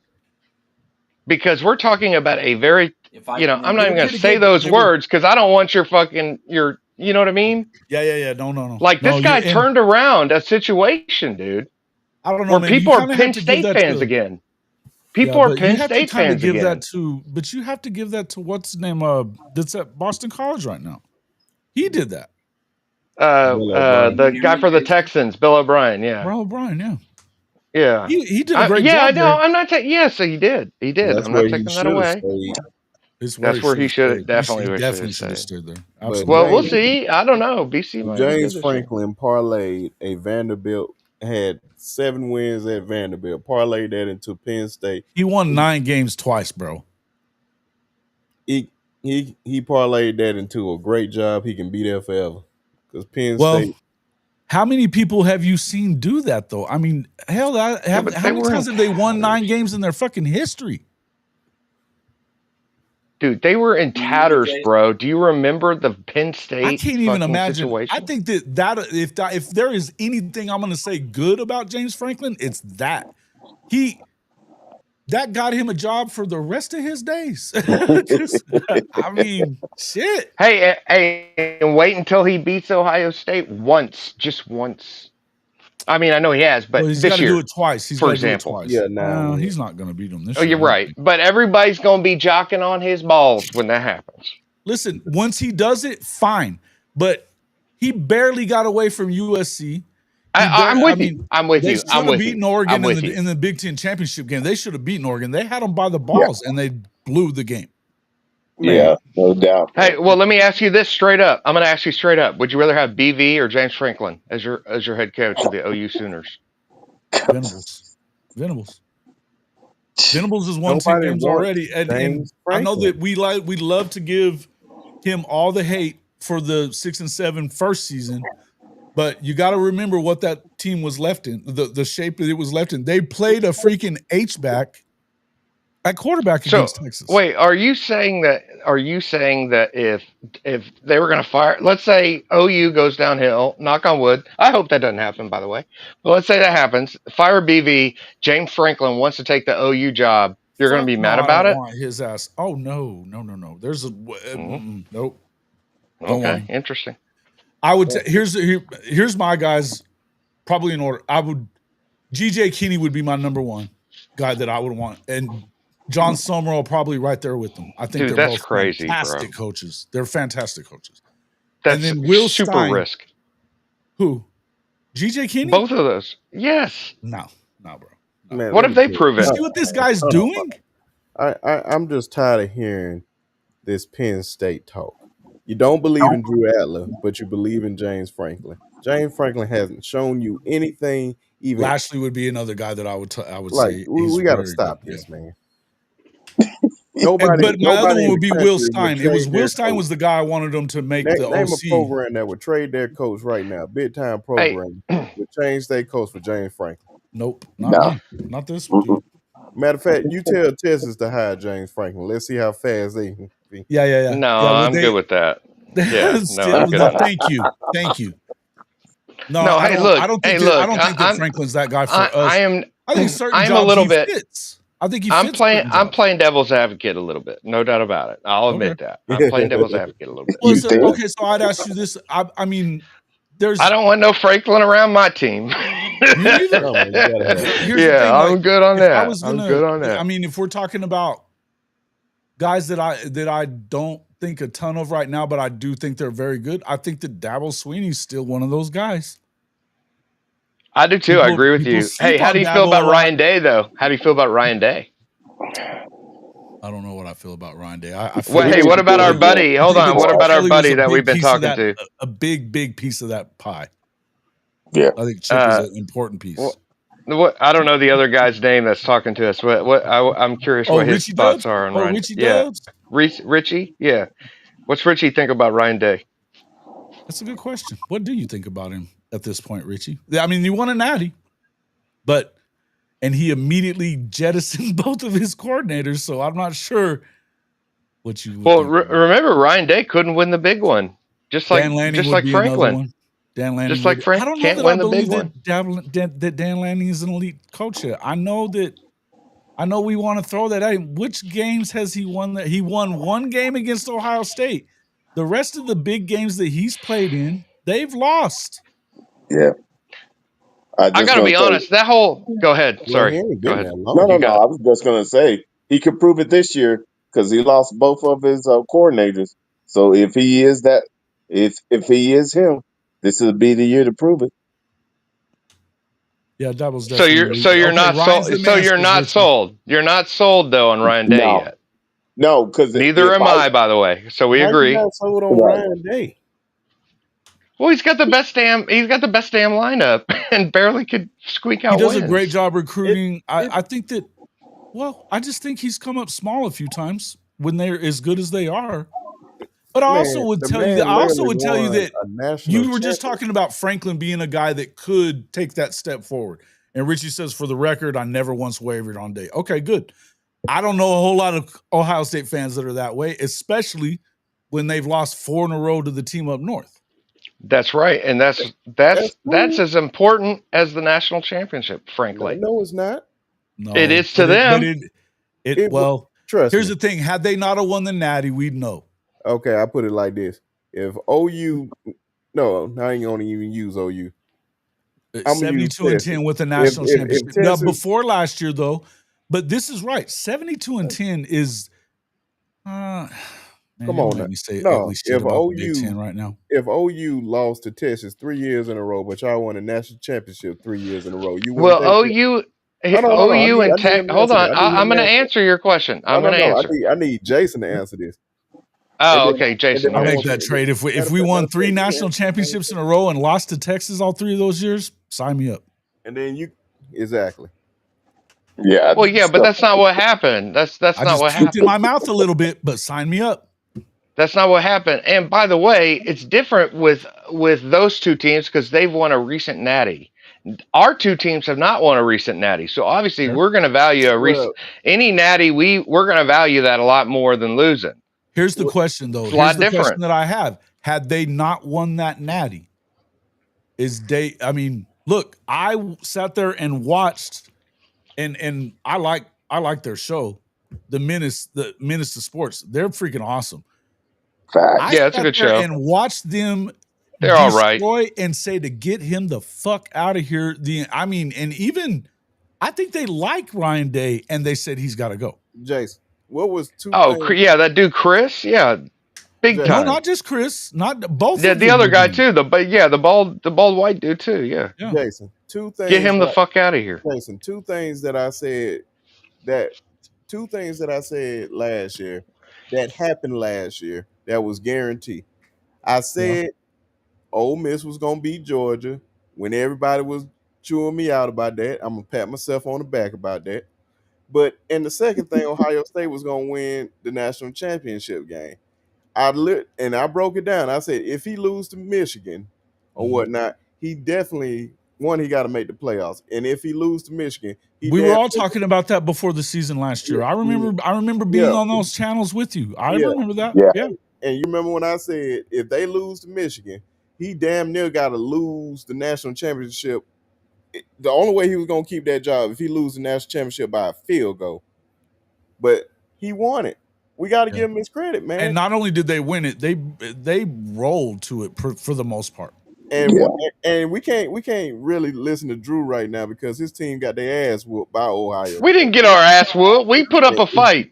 We put up the best damn fight. And then we were on the damn fucking backwards on the 2-yard line, bro. Come on. Hey, I'm about to start bitching about ref calls if y'all don't stop with that kind of fucking bullshit. You're not. Richard, I'm about to start going off. I'm about to start going off. Rich, jump in here, man. Don't be so damn. I will say this. Imagine a world, a alternate universe where Texas does convert that, ties the game, goes on to win. They're firing Ryan Day's fucking ass. Yeah. Well, shout out to Zach and Chris. I like both those dudes, man. I like that show. But guess what? We live. They got a good show. I don't agree with them at all. Then you woke up from the dream. I troll those fools worse than I troll you, Jason. So is that right? Almost lost to Arizona State, bro. Okay, here we go. Get them, Sharp. Get them. Here we go. You come on now. Come on now. Hey, listen, I will happily walk that game through with you and show you that 5 bad calls. 5 bad calls. 5 bad calls. Okay. 5 objectively bad calls. Okay. Kept them in the game. Kept them in the game at all. Like, hey, had that call not been made, that bad call not been made, this game would be over. Okay, that's cute. They also freaking got away with that. They also got away with that targeting call. So I agree with you on the targeting, but then of course they didn't call it on the bond play. Had they called it on the bond play, there would have been no game at all. Man, listen. I've been in the channel. Hey, once again, anybody wants to come on a channel, I'm happy to do like a yard stream. We can watch it together, and I will point out, hey, you agree that's a bad call, right? Yes. Okay, that would end the game, right? Yes. Okay, that's what I thought. Do you think now you're gonna say the same thing about the Georgia game too, huh? The SEC championship game? Both. No, I won't say it about the first one. We got our ass kicked on the first one. I know. You ruined it at home and you blew it in the SEC championship game, man. I know. The SEC championship game. No. Mm-hmm. Hey, you know what? If you really want to play this game, let's go the week before, and I can point out how Georgia Tech actually should have beat Georgia had not. I understand that. Dwayne's in the house. Welcome to the show. Hey, but under this same logic, you can say that Oklahoma State deserved the win against OU the year before, and everybody knows that was a bullshit call in the end zone. Oh yeah, the tackle. I mean, shit, the ref was right there. There was a total bullshit call, and it cost OU the game. So we have to acknowledge when Cost calls OU a chance at cost the damn championship, at the Big coming 12 back to championship. Texas. That's right. Nah, my God. That don't even work like that. Let's call It it what does it is. work Y'all like got that. beat on both games. Question over. It's over. Deal with it. It's over. Deal with that I'm not loss. saying. I'm Deal not with it. saying. I'm not saying that Here's his the problem that I have story. with Texas complaining about the Ohio State game. You were on the fucking 2-yard line and you don't go forward. Oh yeah, I agree with you. We blew that game. I'm not saying that. I'm not saying that. That's why I said alternate universe. Look at really talking What? shit in here. Come on, man. What was the excuse about Arizona? Y'all almost lost that game. What's that Oh, about? Arizona, there are at least 5 absolutely terrible calls that went in Arizona's favor that kept them in that game. And that's why it's so rich and ridiculous to go, well, that one call at the end of the game where Taft made the hit to like go at that call when Arizona State literally wasn't called when they took out Bond.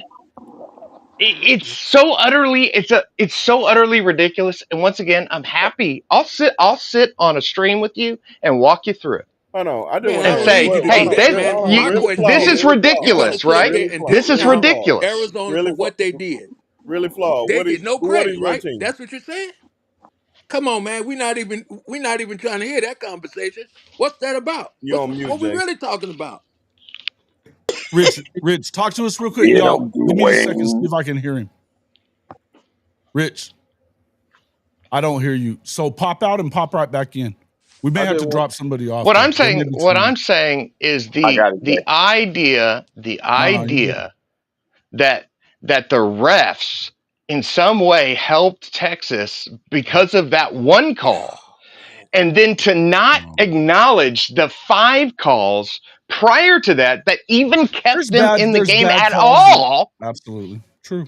Fair enough. Okay, I'm happy. I'm happy to go 1 call, 2 calls, 3 calls, 4 calls, but 5 calls. And once again, I'll walk you through them. Go rewatch the game.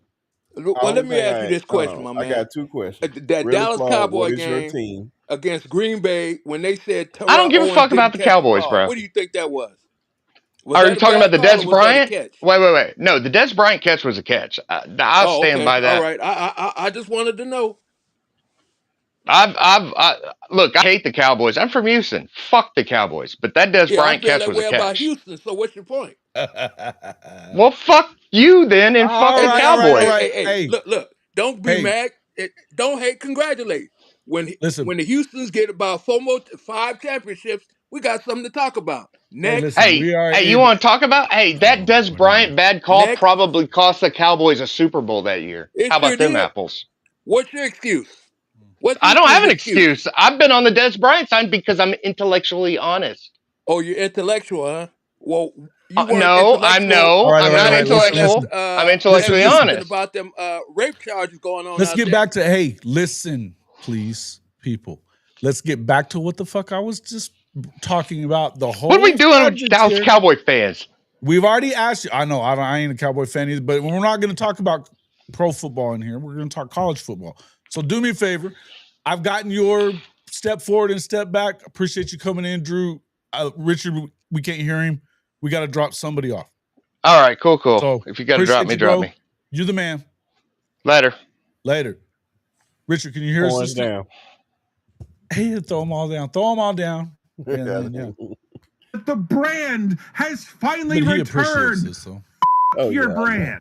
It's all I don't good, think man. games ever come down to one play here and there, but a play results in points being scored on that play. It matters. Listen, I'll just say this, the game that Oklahoma, the Bedlam game that they were just talking about, he got tackled. He literally got tackled right in front of him and still caught the ball, but he was out of bounds because of it.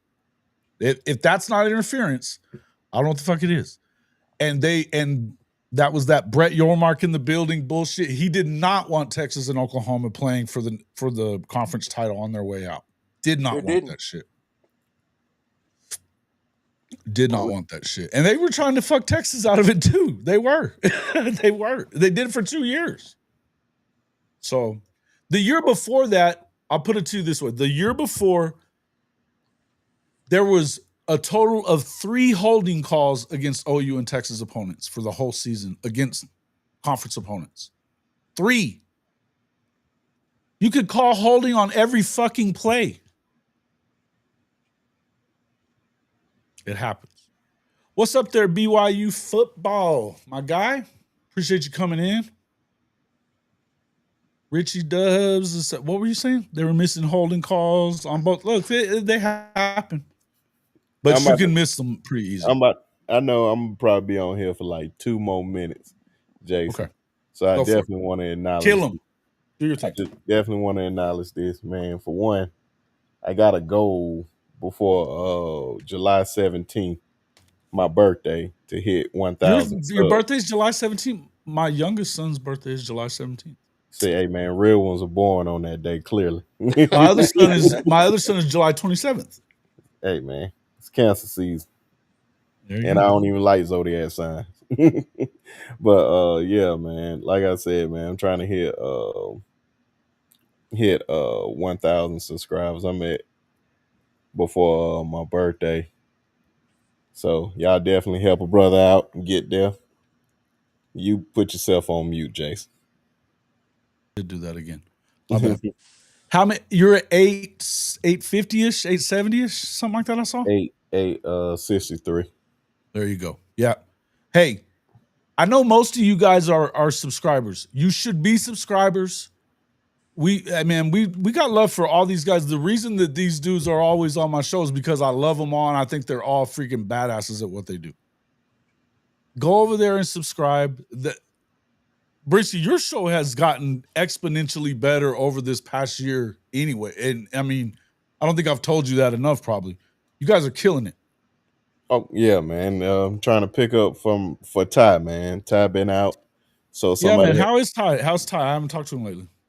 Oh, man. You know, he's working hard. Working that ass off. I know that part, yeah. Yeah, so, man. I got to get a hold of him, though. I need to yell at him.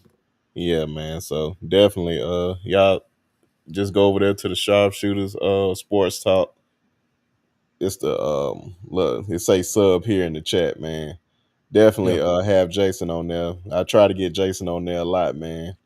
So we can the Mondays, the last few Mondays, man, and I hadn't seen it till late. You should just text me and tell me because, but a lot of the time, the last few weeks has been crazy. So I'll tell you off. Yeah, we going live. Yeah, I'm already know. It's some, I know. Yeah, just some family stuff. I just got some, life things that have been going on, but there's some other things that are going to be happening. And I'm excited about it for my channel. We're trying to get to 5,000, but yeah, it's time. It's time for K. Chris's show is getting close as well. Horns Down Podcast. We got to get over there and get him subbed up as well. I think he's at 8, a little over 8 as well. Got to get him there. Coach Ricks is growing a little bit at a time, and then Legend 2, we got to take care of that. I mean, shit. JJ's over his I think he's almost to 2 now at this point. Yeah. Everybody. It's time for everybody to take the next step up. And Really Flawed, where are you at right now? I think you're at like 3,000. She goes fucking fast because she does unbelievable. One of the mods drop a link. Yeah, I got it. I don't have. I can't drop a link from here for my shooters. It's just at Sharpshooter Pod, right? Yeah, that's the little handle. Yeah, I changed it to Sports Talk. At Sharpshooter. Yeah, if you just do at Sharpshooter Pod, right? Yeah. Can't type for shit. There you go. Yeah, man. That's why I said we got to get you back on there. That way we're gonna be on there tomorrow. We'll do. And then at Really Flawed as well. Make sure you guys are going over there as well. It seems like, yeah, I need to. I'm looking, man. I'm 530 away, something like that. I'm. You know who I can. 528 away. I know how to get you there, man. Yeah.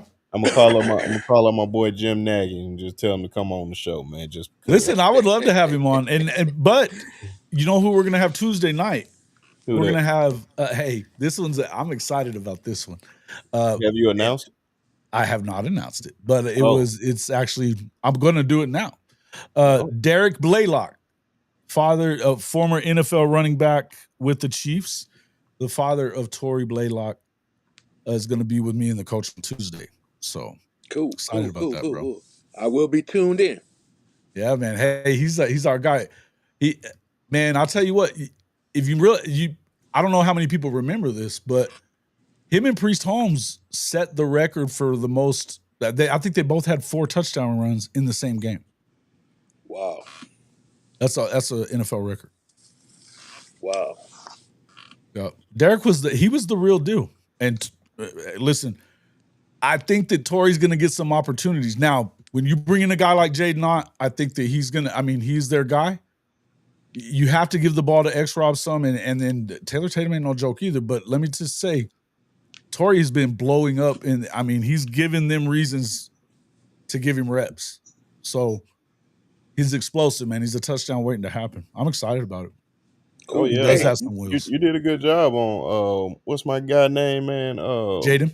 Yeah, man. I really liked him, man. He's a good kid, bro. I think that Florida State got them a dude. And it's sad to see how that situation and how it was handled at OU. It is. And that was low key kind of. It's not even so much that. Like, again, I don't want people to get the impression that I don't like Bo Bentley. I think Bo Bentley is going to be very good, right? He better be. He better be. And the reason is because, guys, you really cannot work that any worse than what they did. You could not do that any worse than what they did. Because here's the thing. If you prefer Bentley, you should have said it in February.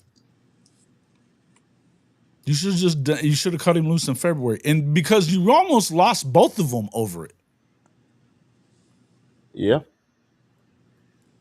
Because you realize that it wasn't until Jaden decommitted that Bo committed the next day.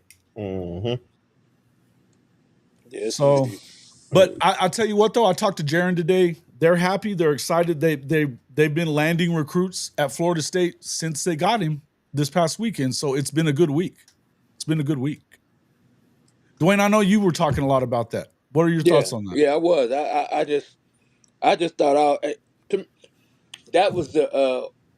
I have to admit that was the worst I ever felt about Oklahoma, because that should have never have happened, because that reminded me of the same thing they was about to do with what's his name, David Stone. I mean, that never should have happened. Yeah, and like you said, if they didn't want him, they should have told him. Yeah, I have to agree. And that's all you would have had to do. I mean, look, they may not have loved it at that point, but if you cut him loose back in February, even early March, whatever, or before he moves to Oklahoma even, which would have been even better.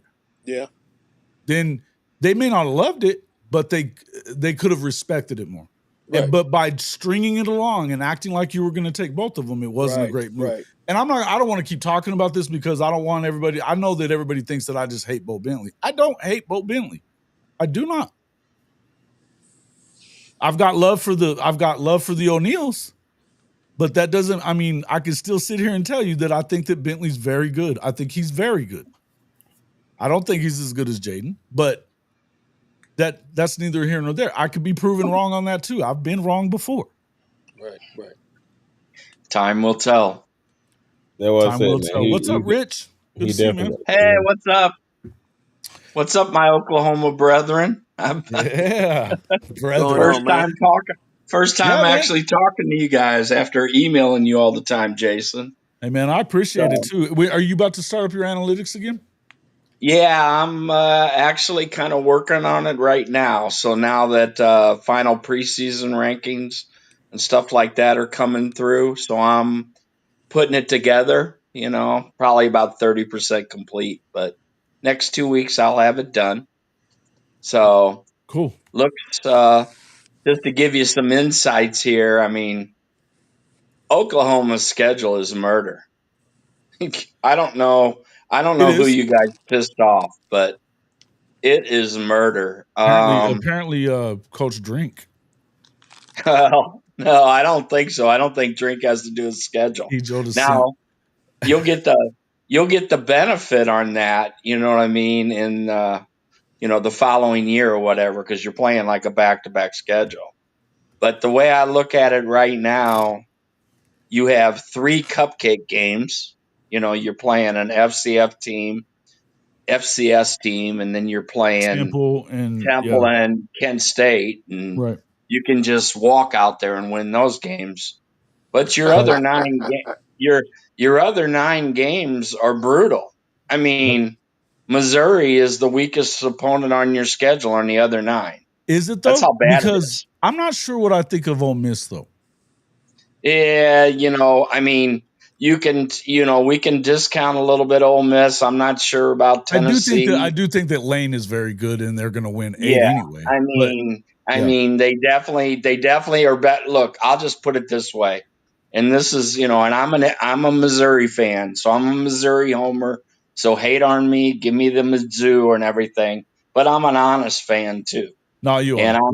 I'm an SEC fan. You've been a good friend of the show for sure. Yeah, and I'm an SEC fan first. And you gotta. I think sometimes fan bases want to tear the other fan bases down and say weak ass schedule or whatever. You got to understand, there's no weak ass schedule in the SEC. You're playing 8 games against SEC competition. Gonna go to 9. I mean, if you look at the top 30 schedules in the country, 16 of them will be from the all SEC teams will be there. So that doesn't mean they're fair schedules either, right? I mean, Oklahoma and Florida's schedules are like 1-2. I think Oklahoma's is tougher because when you rank it out, they might calculate the same. But Oklahoma's got 3 cupcakes, but then they've got 9 brutal ones. So there's like extreme easy, and Mississippi State doesn't have a freaking cakewalk either. No. But yeah, okay, yeah, exactly. But there's like about 4 or 5 schedules. Missouri's schedule again is advantageous. Yep. And this is what happens when they decided to keep the same one. And the reason, first off, I don't want to kill the SEC on this too much. And the reason that I don't is because the reason that they did this was, remember, we were going to go to the 9 game, and I don't want to get started on this conversation. Yeah. But when you didn't, what they were trying to do was preserve these rivalries. You realize that these are going to go away. Yeah. These rivalries, these yearly rivalries are going to go away. Now, that's a problem for me. I don't love it. And shout out to Coach Hayes. Shout out to Coach Hayes, my guy. Appreciate you. I don't know if they're going to go away, Jason. I mean, I think if they go to a 9-team schedule, I think they're going to keep 2 or 3 rivalries. They're not going to a 9-game schedule right now. They voted. The coaches voted unanimously to stay at 8. Yeah, but I think that's coming. Maybe I also think when the Big Ten starts playing a real schedule within their own damn conference, then we'll listen to what they got to say. I get really tired of people thinking the Big Ten's as good as the SEC. The Big Ten is top heavy. There is not any. If you look at anything comparative on the strength of the teams all the way through and the rankings of the teams all the way through, it's not close. You have like 4 or 5 teams in the Big Ten very good, but you got some real podunk eyesores in the Big Ten too. And I'm sorry, but the Big 12 and that wants to have like two things. Give me a break. I mean, with Texas and Oklahoma left, the 2 best teams in the Big 12 by far. I mean, Missouri would be one of the favorites in the Big 12 this year. That's how bad it is. And Missouri is probably the 11th best team in the SEC. There's like, it's you ridiculous. look at, and it's not necessarily their fault. I'll tell you one thing: BYU is there to play, though. Yeah, and Arizona State is there to, and so is Texas Tech. Now, I believe in Texas Tech when I see Texas Tech do something because I've watched them for way too long. I used to cover them. I covered the school.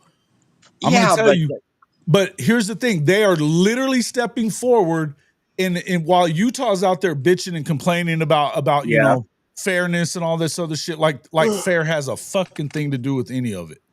Yeah, they're throwing money. They're throwing money, but still, I mean, those Big Utah 12 is not. teams. BYU is they have decided that they are going to compete. Be afraid when you go get a guy like that quarterback. And by the way, Coach Hayes broke down his film last week. Great breakdown. Loved it. The dude can go. And he's gonna be a grown man by the time he gets there.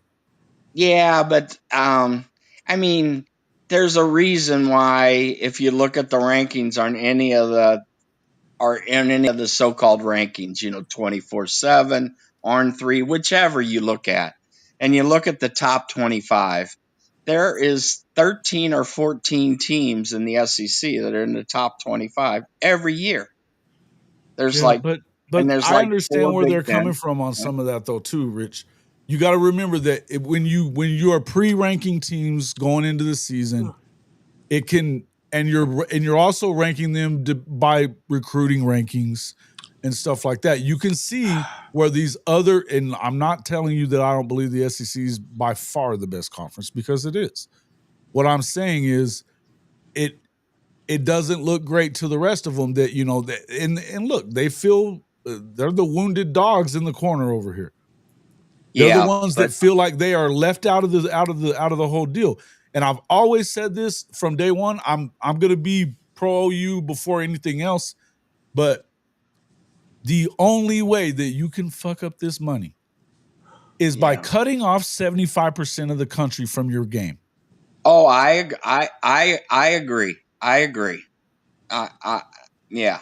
So, but the other thing is, a true college sports fan, just like in basketball or whatever, they want the 16 best or the 12 best teams there. That's just the way it is. So either step up or shut up. That's kind of the way I look at it. I like. And listen, the Big 12 is the one saying it. I think they're stupid to do it. I think they should be on the side of the Big 10 saying we want to do the 4-4-2-2, because I'll just put it this way. The 5-11 does nothing but help the SEC. I'm sorry. I just, what is this what is this guaranteed slots?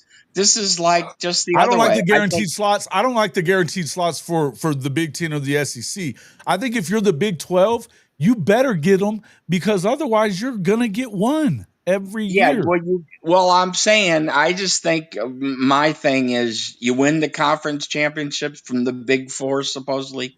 You go. The other 8 teams are just like wild card teams in the NFL or in Major League Baseball or whatever. It's the 8 best teams. That's it.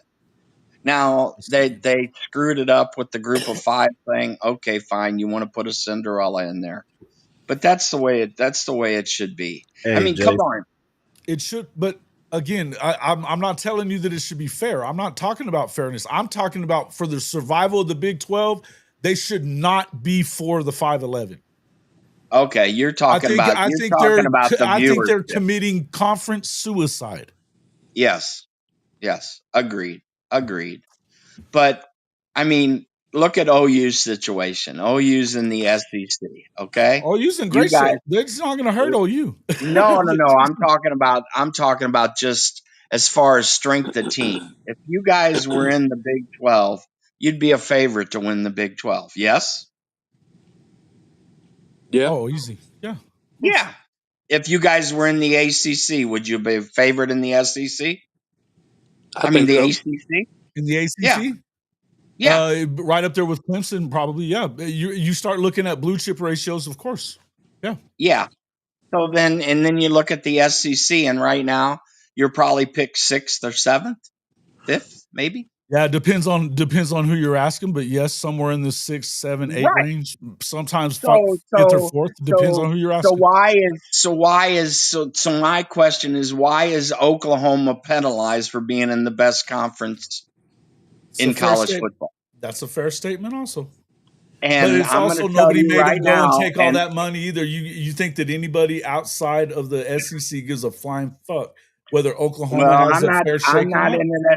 I'm not into the money details like you guys are, but I'm I'm saying just saying, right do you now, think that anybody cares in the Big 12 whether or not Oklahoma gets a fair shake? They don't. But no, they don't. They but look don't. at this though, But They Jason. don't. You Nor remember should they.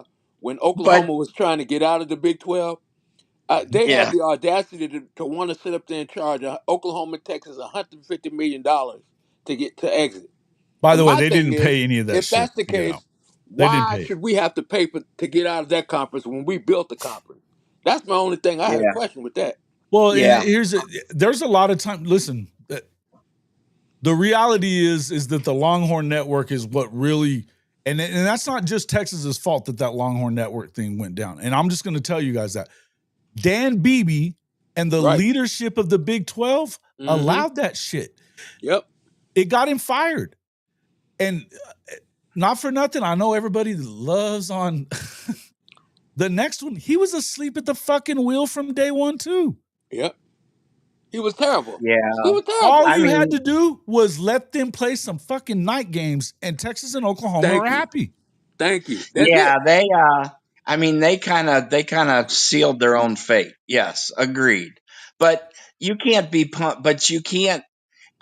can't punish a team that's clearly better than another because they play in a stronger conference. They don't do that in the NCAA. Well, the They don't problem, do, and I mean, the therein lies the basketball. issues. Therein lies the issues because if you look at the ACC last year, there ain't nobody that's going to make me believe that.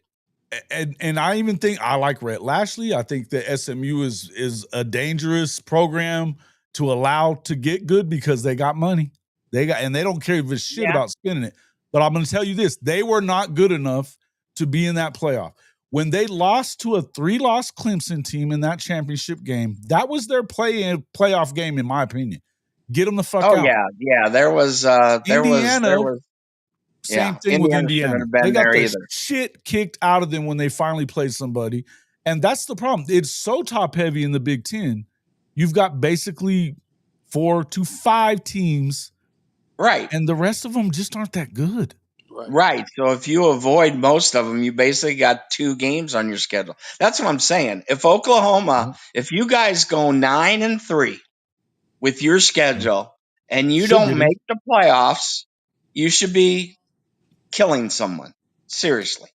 I mean, it's a That was different, an issue, Drew. I don't care what anybody says. That's why they didn't go to the Pac-12 was because they weren't willing to give it up. And and you know what? All you had to do is share it with the conference like every other conference did. I'm not even blaming it on Texas. I'm blaming it on Dan Beebe. Yeah. But like really flawed said earlier, like if Texas goes 9-3, do they make the playoffs? And my answer is no. Now you can have quality losses, but if you better not lost, lose to, you better not lose to if you Arkansas or A&M no, or but I anything, or mean, you're even if fucked you up. lost the 3 that she said, who did you beat? I mean, you got to have a couple quality wins. I mean, if Oklahoma goes let's just say Oklahoma goes 9-3. That means they played 3 cupcakes and they played 9 teams looking right now that could very well be in the top 25 or top 30, and they were 6-3 against them. So you're telling me you're going to leave a team out of the playoffs that is Wait a minute, though. 6-3 against the top 25? No. But here's what you have to remember. Even though you can say that Texas's schedule isn't very good, compared to the rest of the country, it is. The 16 SEC playoff, I think last year there was only one. None of them were out of the top 50. Number one, but I think all 16 were in the top 50. But I think out of there was like 10 of the 16 that were in the top 25.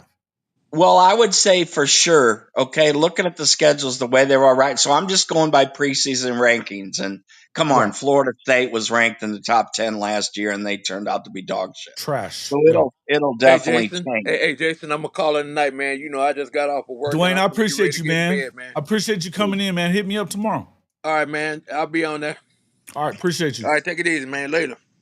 Yep. You know, so it's preseason rankings, but Fair's where you judge pigs, really flawed. Fair's where you judge pigs. but I'm just saying the 9-3, all 9-3 teams aren't equal. Now, Texas a 9-3 against a 10-2 team from another conference, yes. But I'm saying Oklahoma's schedule is so hard that Oklahoma's 9-3 might be just as good as a Big 12 team 11-1. That's how lopsided it is. Okay. And there is no way in God's green earth that they're going to put Oklahoma in at 9-3 against an 11-1 Big 12 team, even though it'd probably be the right thing to do. Well, no, they're not. And therein lies the problem with the playoff system. First off, Right. Look, I think that there's fair arguments that Big 12ers and the ACC guys are making. I'm not going to say that there's not, because some of those little, your recruiting rankings, your blue chip ratio, all that stuff kind of plays into those preseason rankings. If you would just not have them, which they'll never do this because this is part of the way that you totally get with that. Yes, not even have a ranking till week 5. It shouldn't have an official ranking whatsoever that plays into anything until week 4 and beyond. Well, I would say you could go 6 games. I don't care. Call a sabbatical in September. We don't do a ranking till October. We don't do a ranking till they're played 5 or 6 games. Yes, agree totally, because that is so biased. Just like because if you're like Texas, if they start off number 1, I don't care if they got 2 losses, they're still going to be in the top 15. Not to say they are. I think Texas is going to be very good this year myself. But of course they are. They're going to be fine. Yeah, they're going to be fine. But I mean, I don't know they win the Natty. I'm just saying. I mean, they're loaded with talent. Well, I mean, there's not that many college coaches that are around right now that have won the Natty. I mean, Ryan Day, nobody thought he'd win the day. So I'm not going to say Steve Sarkisian can't win the Natty. I mean, he's got his team to the semis 2 years in a row. He's loaded. He's supposed to have a very, Arch Manning pedigree, says very good quarterback. We'll see. You know what I mean? I don't think the stage is going to be too big for Arch Manning, just because of his pedigree. So we'll see what happens there. I do think that they will lose in their opener to Ohio State. I mean, they're going into the horseshoe. I mean, come on. If they win that game, I don't think it really matters who loses that game or wins it. I think that they're both ranked. They're both ranked in the top 5. As long as it's competitive. Yeah, I agree. You can't go in there and lose by 30. But if it's competitive, yes. You can bounce back from that. I agree.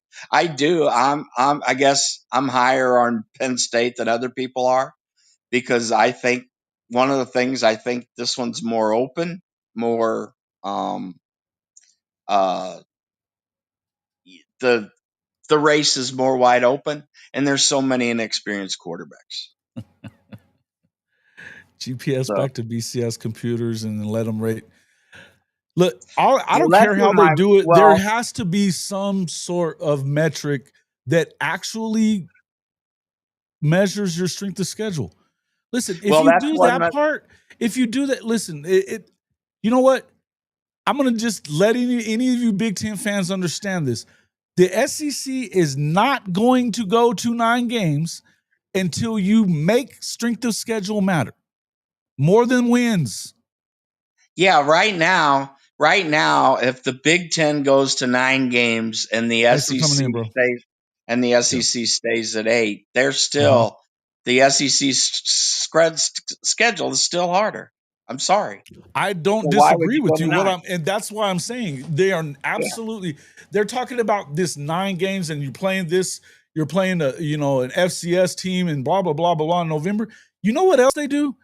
Here's what nobody talks about when they start having this conversation.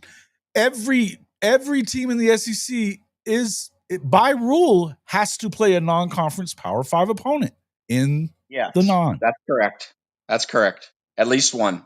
And look at the ACC, and the SEC is locked in on some big rivalries. Yeah. Oh yes. We're talking about Florida. Florida, the last 2 years, Florida has played every good team in Florida. Yes. Every big program in Florida. And they will continue to play that. Georgia has, I don't know how many years they played. Georgia Tech's better than they had been. They've been playing Clemson. Yeah. That's right. You know, Clemson and South Carolina play every year. These games, first of all, there's legislatures that will not allow those games to go away. They don't give a fuck about that about the conferences. They don't care. You're not going to take that game away. Why Oklahoma didn't do that with Oklahoma and Oklahoma State, I'll never know. They need to, you know, that's exactly why I developed the model, because I think they should take it out of the committee's hands and come up with some statistical based The thing. committee's trash, man. Picks the teams that way. Everybody knows where they stand. Now, the model that I did for football, I also do it for basketball. It works for all sports. So because I think some of Lunardi's rankings are trash. So, and I actually picked out of the 68 teams, I did pick 66 of them. The model picked on the system that FCS teams are included in strength of schedule. Aren't included? Yes, they are included. It kills your strength of schedule. Yeah. Yes, that's an incorrect statement. It depends on the rankings. It doesn't hurt it enough. It hurts it more than it should even, but I'm telling you, it definitely plays into the strength of schedule. What I do points. So what I do right now, there's 136 unless everybody knows, there's 136 FBS teams. There was 134. They added 2 this year. There's 136. What and if you play an FCS school, I rank it as 150, like a ranking of 150, because you don't have the rankings aren't that great. Got it. So you're giving them a 150 ranking when there's only 136 teams. Yes. That game is basically negative on you. That game's a negative. Yeah. You ain't helping yourself in that game. Got it. And every time, and look, the other thing is that if you lose, you're going to go down in the rankings. If you win, you're going to go up. Because the argument here with the math is, and everybody should know this, is let's just say Oklahoma plays Texas and they lose, okay? Even if Oklahoma had only a 20% chance of beating Texas, okay? You didn't win, so you lost that 20% chance. Now, you might only move down 2 spots, whereas Texas losing to you might move down 8 spots because of their probability of winning. But if you lose in my model, you're going to move down, unless everybody else around you lost. Okay. But you don't get like points for, close or whatever, so, you got to win. So that's why, the South Carolina fans that were saying that they belonged over Alabama when Alabama beat them, and so did Ole Miss. It was like, bro, the games on the field have got to matter. Yeah. They gotta matter. Yeah. They shouldn't, but their anger shouldn't have been them. Their anger. I just really worry about this year because like the Big 12 is wide open. Yeah, no doubt. Well, and that's the hard part. I think that this is where I had that show and I had the Big 12 guys on the other day in the morning time. And look, I said what they were saying, and they're saying it. Somebody's going to have to take a step forward. Somebody is going to, and the truth is, it's not good for you to have a bunch of good teams. You need one that goes in and dominates. You need one that is in the playoff 3 out of 5 years and wins a game or 2. Yeah. It wouldn't hurt you to find a way to win a natty. That's not likely, but you better get deep. Yeah, you need Arizona State to win that game against Texas and then be very close in their next one in the semi. Yeah. Right? You need that. Yeah. Until they do that, because the TCU, look, Oklahoma did not help any of that. They should have won the Rose Bowl game. They should have won against Georgia. Aside from that, they got the shit kicked out of them in those playoff appearances. But don't you think TCU goes and wins against Michigan and then gets completely rolled the next week? Yeah, but I think the NIL is going to pull teams farther apart. I don't think it's going to bring teams closer together. I don't either, because guess what? The Big 12 is going to get weaker and weaker. That's right. Because guess what? The SEC and the Big Ten are making $50 million more than you in 3 years. Oh, and you know what? And the Double SEC your money.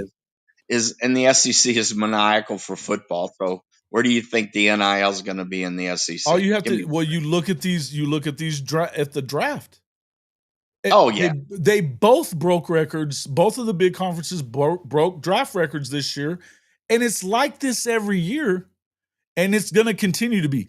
Look, Cody Light was, I don't know what he does this trolling shit, and I didn't really talk a whole lot about it, but he's talking about the guys that Oklahoma was in on. About Oklahoma State? How in on them were they? They obviously weren't that in on them, and you should be going crazy with the money that you have while you can do it, because not that I think that I can guarantee you that as soon as somebody's NIL gets shut down by the Deloitte deal, that shit's going away. The lawsuits will flow again, and that'll get cut. The only way they can really do significant changes to do collective bargaining. If you don't offer these kids collective bargaining, you're an idiot, NCAA. Period. End of story. Yeah, but I mean, you have to do it. You have to do it. And I don't care if you make them full-on employees. You don't have to. You can make them. The NFL doesn't make them full-on employees. They are contract labor. Yeah, I mean, they've just mishandled this, so now they're just, who knows what's going to happen. They're trying to take control back. I mean, they should, some of these things that they're a student athlete, I just laugh at. I mean, it's a joke. The majority of kids that are playing always football been a joke, though, Richard. It's been a joke since before the NIL showed up. Though. Well, then just make them an athlete and pay them and just have them play football and screw going to class. You know what I mean? If they really want these protections against lawsuits, they will allow them to have collective bargaining. If you don't give the guys that are generating the money a say in how the sport is governed, then you will never have real change that matters in the sport, that for the good. You will continue having people talk about how fucked up it is when it really, and I would tell you that this is not the worst time in college sports. This is the best time in college sports, really. Yeah, I think I'm, you know what? They've never made more money. There's never been more access to the championship than there is now. There's nothing for people to bitch about. Well, and the other thing is, at least it gives a lot. I think it gives a lot more teams hope. I mean, the NIL. I mean, I'm sorry, Missouri would have no hope if it wasn't for the NIL, because we have a pretty good NIL, and so if we use it good, we'll be fine. We're not going to compete against the blue bloods on the high school recruiting. If we're in the top 20, I'm happy. If we're in the top 20 and then through the transfer portal, we're top 10, then we give ourselves a shot. Whereas before, we have no shot. I'm sorry. The blue bloods are gonna be ranked in the top 10 or whatever. So, but if Missouri keeps the gap close enough and then is very good in their pickups, which they have been, they'll compete. I mean, I'm sorry, I've been a Missouri lifelong fan. I mean, when we used to play Oklahoma, it'd be like, oh God, how many points are you going to beat us by? Yeah, there was a few years that wasn't the case, though. But no, but most to a lot of people. They did it to everybody. But now I don't feel that way. When we go into a game right now, I don't go into it going, how much are they going to beat us by? You know what I mean? I mean, I go into the game thinking, okay, we feel like we can compete. We might be an underdog, we might lose, but we can compete, especially in the trenches, which we've never had. We're pretty solid on our offensive line. We have been, and we've been pretty solid on our defensive line, and we've got people drafted. So those always help, What do you think on Oklahoma? If you're looking at Oklahoma's roster, I just want to see what your perspective is. What do you think on Oklahoma's roster? What gives you the most questions? What do you think is the unknown in Oklahoma's roster that you're like, okay, I'm a little concerned with like the corners, probably. Okay. I love the safety room. They're young, but I mean, Yeah, you the have safety room, I agree. Robert Spears Safety room is Jennings. fine. You have Robert Spears Jennings coming back, and you've got Peyton Bowen coming back. Peyton's been Yes. hurt though, so the concern. But I also don't think there's a ton of drop off if when you go to Powers and Boganowski, and I mean, I just don't. Yeah. But the concern that I have would be corners, maybe only if Gentry isn't healthy. If I think he is, I think that Eli is so good and sticky, and I think that they've got some really good young guys. We just haven't seen them. Yeah. We haven't seen I them don't. yet. You know what I'm saying? As an outsider, okay, so I don't know your program as well as you do, but as an outsider, I don't have any concerns about your defense at all. I mean, No, overall, am I BB worried about the defense? No, they're too loaded on this in the trenches. I think that Yeah, I think mean, that the pressure should help yes. with some of that inexperience and stuff at the Well, corner I position, think right? I mean, if you start saying, well, this guy's going to get injured or this guy's going to get injured, okay, well, then, Right. All bets are off.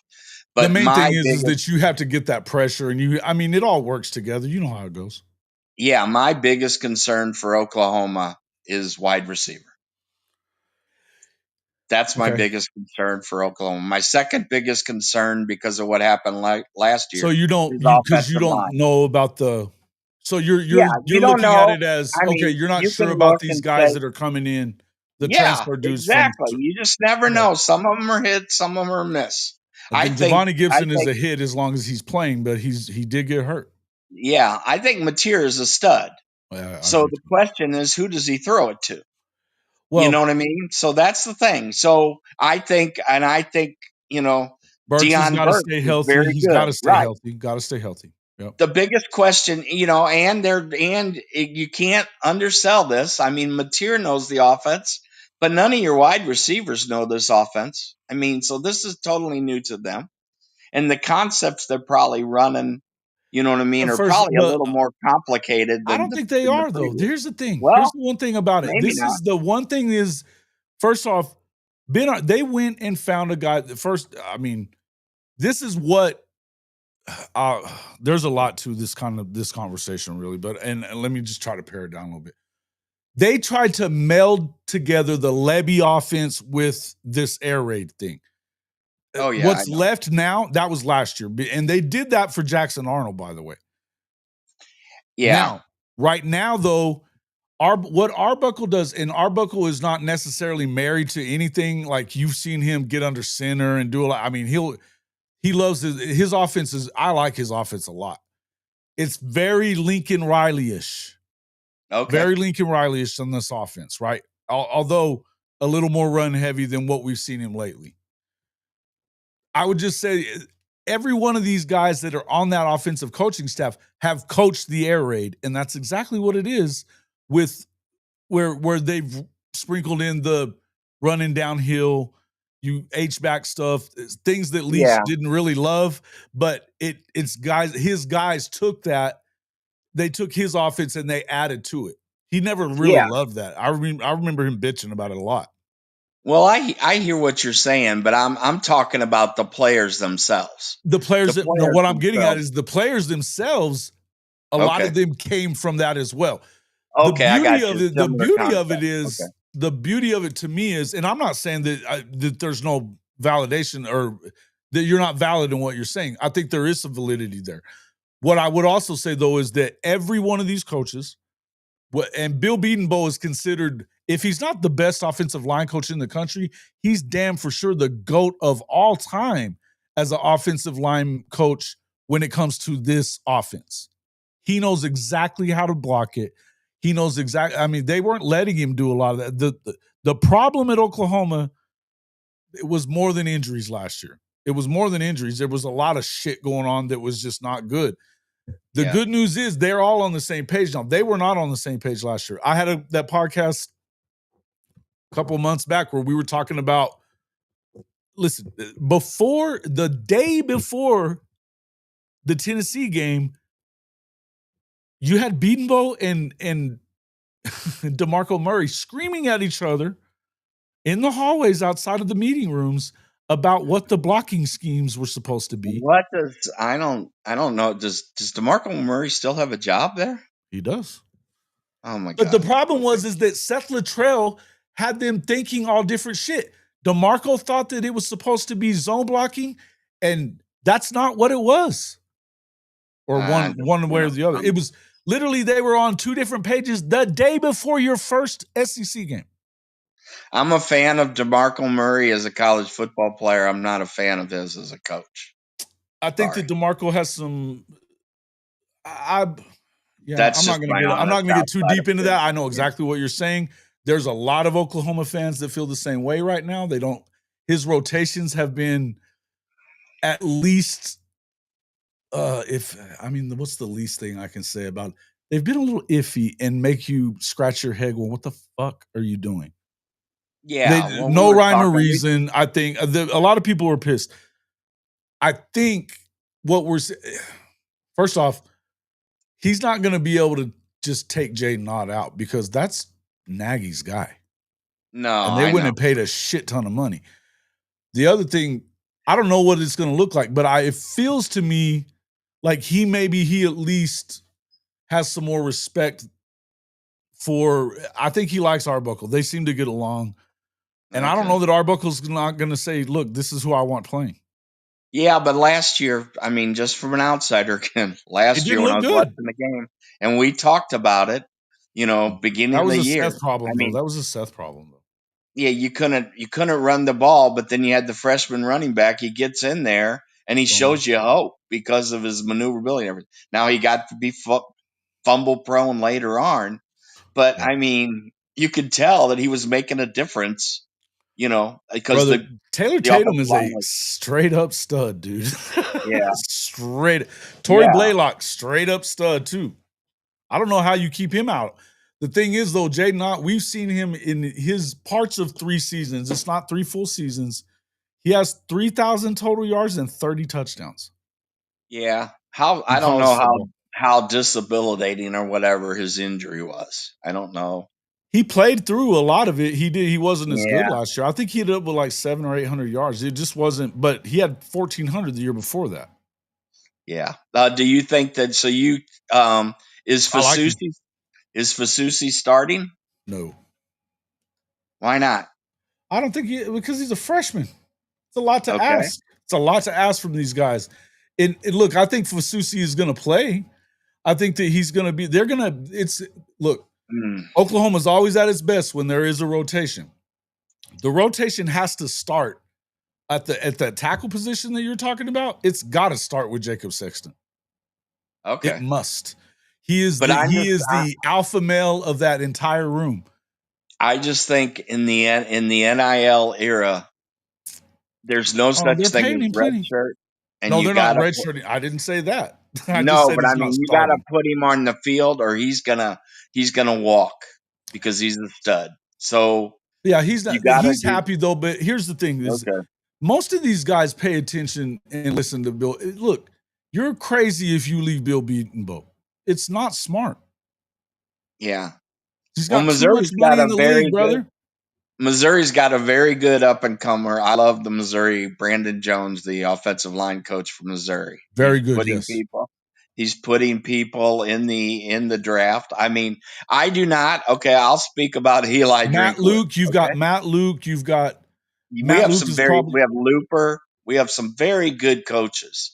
So, and I give. No, I think Drink has done a really good job of identifying talented coaches. I think Drink is a very good, like a GM and stuff like that. He's still a head scratcher sometimes. He's to smart me, though that he allows his coordinators to kind of do their job though. Well, he does that, and also, I mean, you see Missouri. There's no trouble off the field since he's been there. You know what I mean? I mean, they retain the kids. The kids that they lose usually going in the portal are kids that they're like, okay, go ahead. You know what I mean? That's a positive. Yeah, Winery was. But that's the thing. That's what I mean. That's the same thing that could be with Fasusi. Why didn't they play him? I know he might not be the best, but he's your 5-star talent. Get his ass on the field. You're playing some podunk teams. You don't play him enough. What do you expect? I mean, That's the writing on the wall. And it Okay. almost felt like did they not piss off Caden Green last year though too? And that's a sticky situation between Oklahoma and Mizzou. That's why they hate each other. I think that was more the media than him. So I'm still surprised, and he seems to be very happy that he's at left guard. But I think he's been told, hey, you can make money at left guard, and maybe he's not. He's a monster, man. He's a monster for sure. Oh, he's going to be a first or second round draft pick next year. Mark that. Yeah, down. he's good. No, listen, there's a lot of people that are still really mad that he's not at Oklahoma still. Yeah, and rightfully so. The biggest player, the unsung hero, and I'm glad he got drafted 7th, was Armand Membu. My God, the guy was a tank. Every time Missouri had to run the ball, they ran right up his ass. Yep. Yep. Yep. But I will say this in regards to Missouri, I think Missouri's defense will be probably one of the best defenses they put on the field in a decade. So yeah, somebody just asking the question from you up here, Jamie Fernandez. He said, "You guys are okay with Blake being gone, then satisfied with his replacement?" With who? Blake Baker being at LSU. Yes. Blake Baker was more risk prone, which is fine. But you got to have a certain. It helped you in the Ohio State game for sure. Yeah, but the thing about it is with Platoon, okay, I think he's more sound than Baker. I think that's why LSU might be running into a little problems, meaning he's more technically sound and stuff like that. I think the biggest thing for Mizzou that hurt them last year that I don't think is going to hurt them this year is their pass rush. And I'm talking about the pass rush on the edge. I think Wilson. Give me just a second with this. Jamie, he gave up 50 sacks. Good for, yeah. Do you know about all these? You have to, context matters, big guy. Context matters. They had a bunch of dudes that, look, last year's offensive line wasn't, first off, it was completely decimated. Caden Green being gone off of that offensive line was hurtful to Oklahoma. It was not good. They had 9 different, in their 12 games, they had 10 different freaking offensive line combinations that they sent out there in their first year in the SEC. Now, the other part of it is that Jackson Arnold wouldn't throw the fucking ball down the field. Well, you had 2 things. You had an offensive line that was trying to gel behind a freshman. They were better at the end of the year, though. They were definitely better at the end of the year. Yeah, but you had an offensive line trying to gel in front of a freshman quarterback. It was a bad mix waiting to happen. Yeah, so I feel sorry. I actually feel sorry for Jackson Arnold. I actually think, contrary to popular opinion, I know on this thing, and I can understand, but I actually think he's going to be a good quarterback. I think he's going to bounce back. See. But I worry more about him. I think they may have broke him. I don't think it's his fault necessarily. I'm just saying. I think he might have you know what? But he's playing for Hugh Freeze, look at what he was. Look at how he treated his quarterback. Oh, I know. Year, if he yells at Jackson like that, Jackson shuts down. Well, I'm just like, of all the programs to go to, why would you go to Auburn? No wide receivers. Listen. All 6, your top 6 wide receivers are out too. Again, context matters whenever you start. If you're going to judge Bill Bedenbaugh off of the 1 year that they had a bunch of freaking injuries that really caught up to them from the Lincoln Riley years. New offensive line, yes, and a whole new offensive line. All new line. You're going to judge him off of that, and not the fact that he has more dudes in the league making more money than anybody else. You're not getting everything. You give him a pass. Right, exactly. I agree. He also just went and got Fasusi and Foje, and they just got a huge pickup today. Yeah. Missouri's biggest question mark is the quarterback. Missouri will be, I guarantee you. The backup from Penn State? Yeah, I guarantee you Missouri will be able, the defense will be sound. We're very good defensively. we're not Oklahoma. No, I think they're I'll going to say be good on defense. we're My Oklahoma question light is, what on are y'all going to do defense, on the okay? offensive side? On the offensive side, the thing about I Pribula like their is little running back from ULM. I do like that. Oh guy. my God, he is a stud. He is very good. Okay, Dent's everything high I on him. hear He knew him from. He's out of from the cheddar, Mississippi. He's from he is Mississippi. he's laid back but determined. I mean, the guy rides horses in his spare time. So he's just a cowboy at heart. But I mean, he's determined. He's like, one of the things he says was he doesn't like, they were asking him about broken tackles because I think he had the second most yards after contact behind Genty. He was number 2. And they asked him about that, and he goes, I don't like to get my uniform dirty. So he's a freshman. He'll do fine. He's very good. He looked really good there. I mean, again, they've done, and that's one thing I'll say that they've always done really well at is run the football. Yeah, Drinks teams before he got to Mizzou ran the football well. Yeah, but I mean, in recent past, it's Roundtree, Tyler Beatty, Cody Schrader, Nate Noel. I mean, it's like they're just going to churn them out as long as they're running the zone offense. As long as Brandon Jones is there, that we're going to run the ball. So the question is, how accurate a passer is Pribula? Pribula's a better runner than Brady Cook. Okay, a better natural runner. Cook was a scrambler. Pribula is a runner. Okay, so they will call quarterback option run types for him. The question is, how good of a passer is he? If he's a good passer, then Missouri's gonna compete.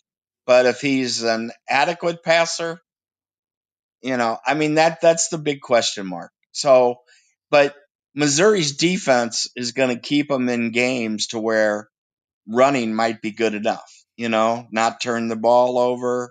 I mean, they start off 6 games at home, so you're going to know by week 4, week 5 how good they are.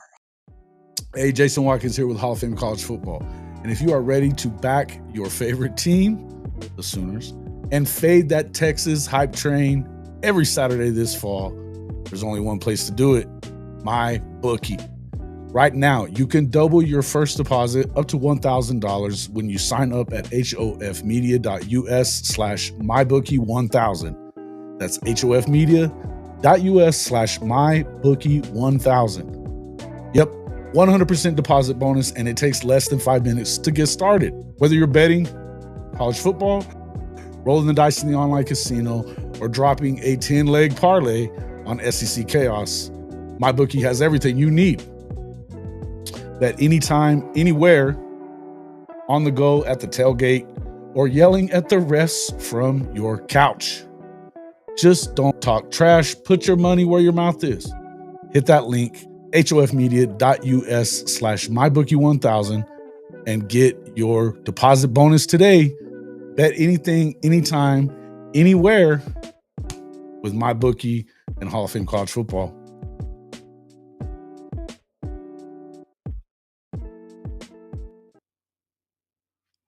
I didn't even announce that I had to go pee so bad. I just had to go. Woo, you did just get hit with a sponsorship ad. Sometimes the man has to go. And I was either going to shut it down. Sometimes the man has to go. Hey, man. So it'll be an interesting year this year. I think it's going to be a real good year. I think that, yeah, I again, we were talking about this to start off the show. We're going to go ahead and kind of call it. It's been almost 3 hours. So, look, we started talking about this at the start of this thing. I think that there's 9-10 teams that theoretically could win it. I think it may be closer. I think really may have been right, though, when she said it may be closer to 8. Yeah, I count 8. I just think Florida's schedule and Oklahoma's schedule. I myself think Florida's Here's what I'll tell you this. overrated. If you get Florida or Oklahoma in the playoff, you do not want to see them there because they will be battle tested. No. No, if they got to the playoffs and they're 9-3, they're not going to be intimidated by anybody. And you're going to bring a very good. And you know what? If you got a very good defense, you can stay in the game with anybody. So yes, agreed. I just don't think I'm not a Billy You kind of have to Napier see them fan. do it. So And here's the thing: I have not predicted that. I'm saying, I think that really asked me earlier, what is success for Oklahoma? I think that in the last 2 weeks, you have to have a chance to get in the playoff. You have to be at yeah, 8, I think that going for 10 in the last 2 weeks. Now, if you get to 10 or not, doesn't really matter. The point is, you need to, in those last 2 weeks of the season, you need to have an opportunity right there. That's how you do it. agree. So we'll Agree. see kind of how it goes. But I mean, in the end, I think that it's very important that you kind of handle your business early, because it's going to be tough to handle it late, because it's 7 weeks of hell late. I think that I honestly think that when Missouri and Oklahoma play, we're both going to be 7-3 when we meet. Yeah, I saw you say that in there. And I So think 7-3, and that would and theoretically kind of put them both out, right? Unless you get a 9-3 no, team in, it it just puts depends. Mizzou out. It doesn't put Oklahoma out. If Oklahoma's 7-3, so they've lost, let's just say they lost to Texas, they lost to Alabama, and let's just say they lost to South Carolina. But you already beat Tennessee, you already beat Mississippi, Ole Miss, you already beat Auburn, and you already beat Michigan. Please. And then you end the year and you beat Missouri and you beat LSU. You got to beat one. No, you're not out. No. Well, No, you're not out. no, I don't think so. I think if you beat LSU, if you beat Right. LSU, I mean, look, not for Right. nothing. And I think that I think Alabama is going to have and I think Alabama is going to be one of the best teams in the country, without a doubt. Agreed. I think Alabama's in the college football They playoff. concern me. Yeah, and I think that I don't even know that it's going to be Ty Simpson leading them there. I think at some point Keelan Russell may turn into freaking Superman for them. I think the 4 teams out of the SEC are going to be Texas, Georgia, Alabama, and LSU. Chalk, huh? That's who I think. All chalk. Okay. I can't disagree with that necessarily. Except well, I can. I mean, I'm not sure I believe. But that's what I mean. I mean, Oklahoma. I'm not sure I can believe that Texas is going to be able to put everything together to make that run this year. I think next year they could be. I think I would understand it if it was next year.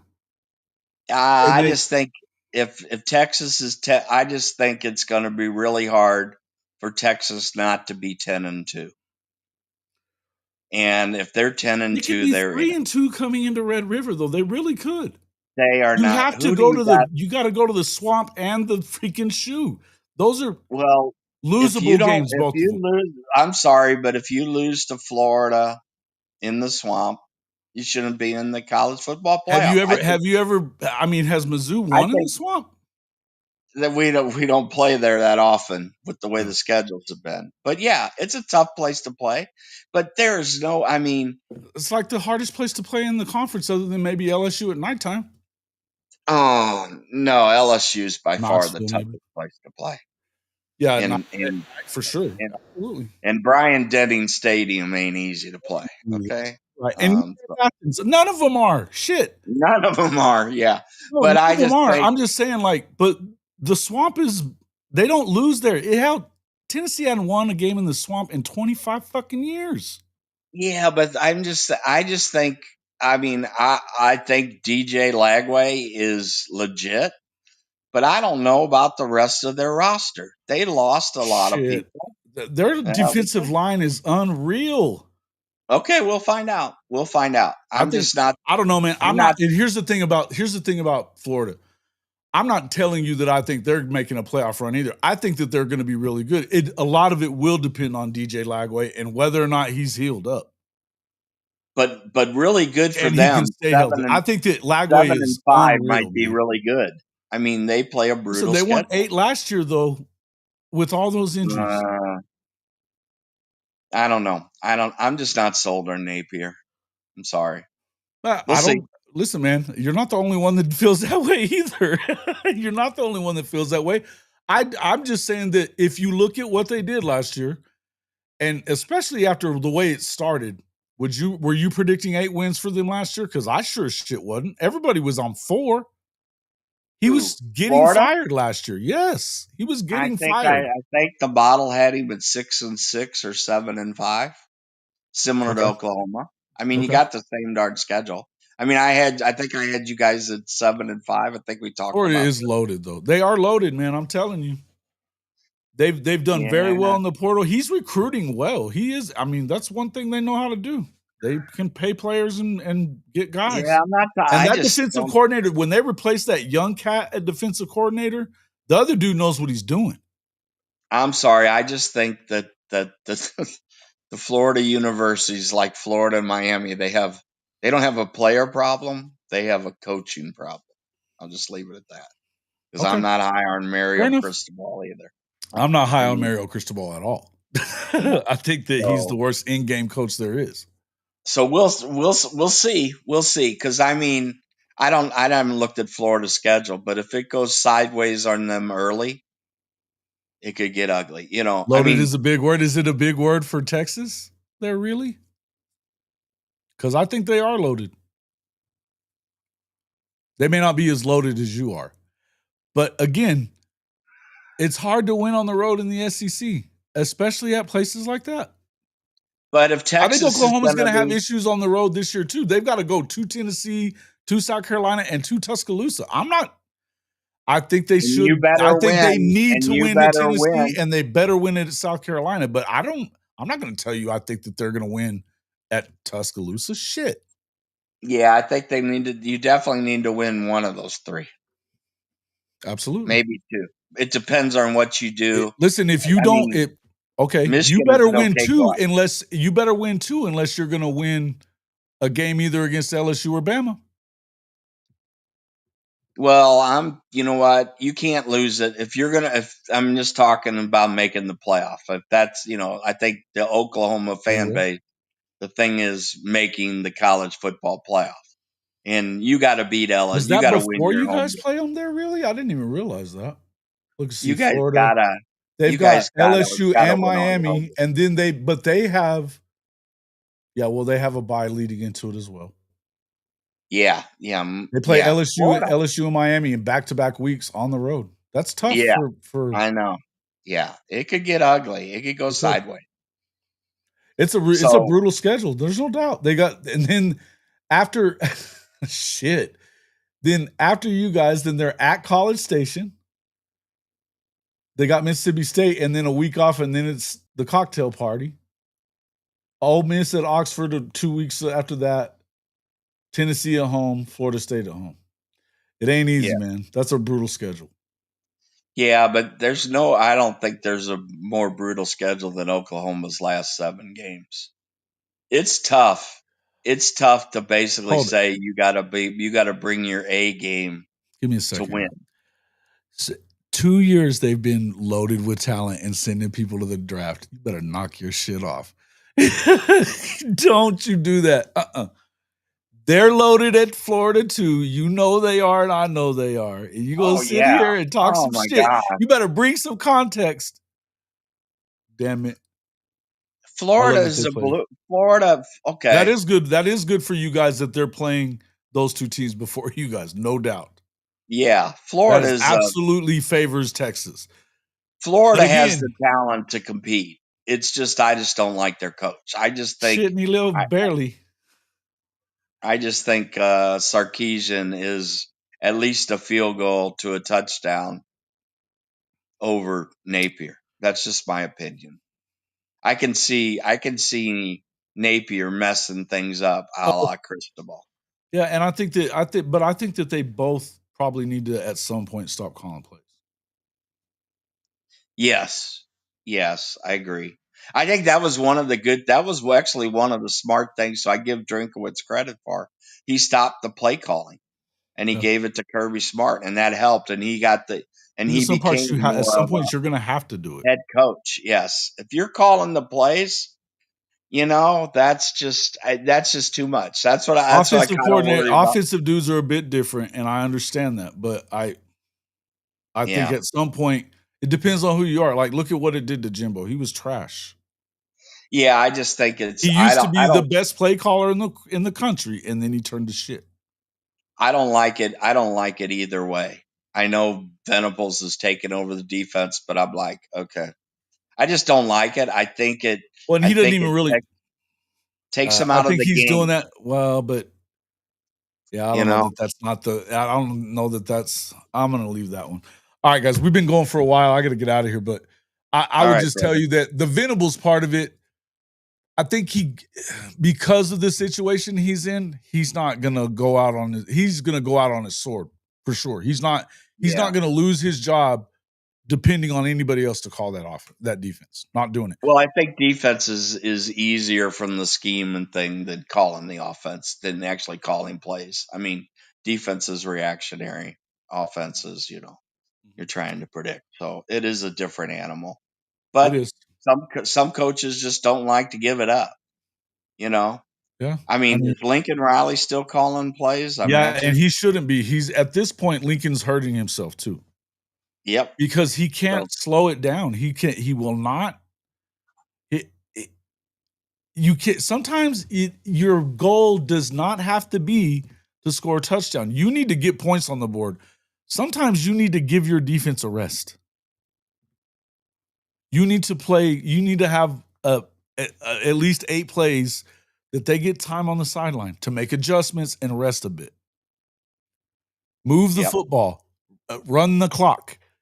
That's what and he has yet to figure that out. Complimentary football is lost on Lincoln Riley. Yeah, and last thing before we go on this is I think my 3 teams that I think are gonna move up is Penn State, Georgia, Penn State, Georgia, Notre Dame. I think those are the value bets. With you on 2 of those. Well, I'm with you on. I'm really only with you on one of them. Okay. But I understand why you're going with Penn State for sure, and I understand why you're going with Georgia. I just don't. Well, Georgia, I'm going. It's the head coach, and I think he's angry. I listen. I think that Kirby is definitely the best coach in the country right now. You can't argue it. He's won. Yeah, he's the only one that's won 2 other than Dabo. And I'm going with Penn State because they can run the ball and they have an experienced quarterback. So if Penn State ain't gonna do it, they just ain't never gonna do it. So that's we got us a USC fan. Yeah, you realize some of those losses were to teams. You cannot excuse 5 the USC, one score loss. I hate this stuff, man. You lost again, brother. I'm just gonna say context better come into play with you because you said 5 USC losses were by 1 score. Those losses came to Maryland and Minnesota and shit though.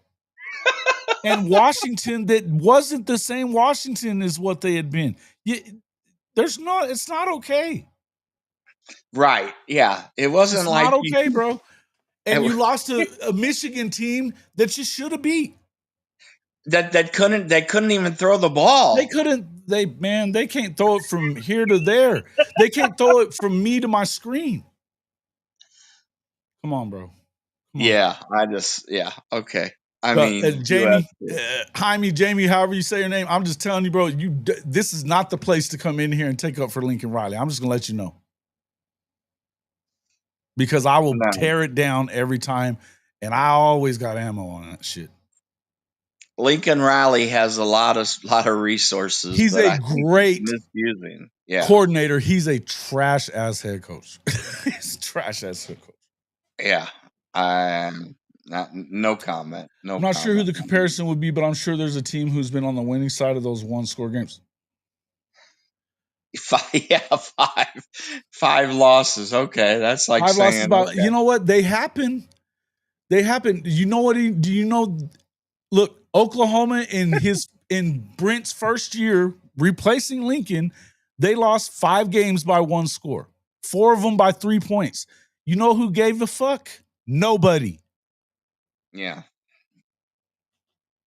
That's just I don't get into the flag calling. And they shouldn't have. And listen, I would tell you again, They were fucking Texas and OU in the Big 12 for those last 2 years. I promise.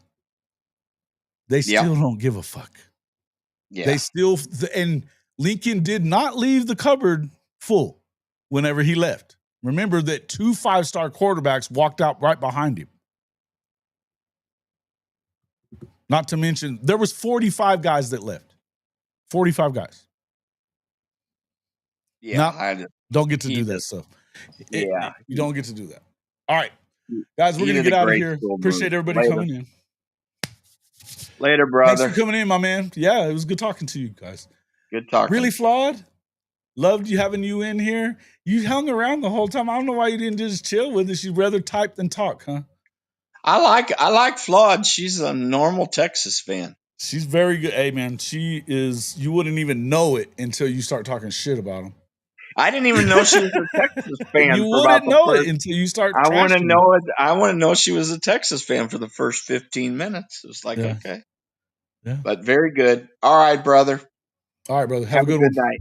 Later. All right, guys. Bye. We are going to go ahead and split from here. Appreciate everybody coming in. And I'm going to go ahead and throw up one more commercial for you. I got to tell you, this one doesn't really help me. It will help you if you need gear for the season that's upcoming. We are now, 62 days away from college football week 1. So make sure you get your gear with Fanatics. Best prices of the day.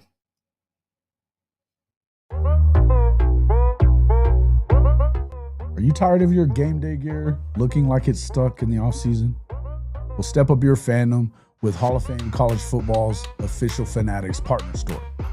Whether you're a diehard Oklahoma Sooners fan like myself, bleeding Crimson and Cream, or you rep another one of the SEC's heavy hitters, Fanatics has you covered. Shop thousands of officially licensed hats, jerseys, sideline polos, and exclusive championship merch from the entire Power 4 and Group of 6 too. All shipped directly to your doorstep and fast. Want to gear up like your favorite coaches and players? Are you looking for that perfect tailgate tee or a statement piece for your man cave? Fanatics is your one-stop shop for authentic college football gear from everybody that plays the game. So do yourself and your team a favor.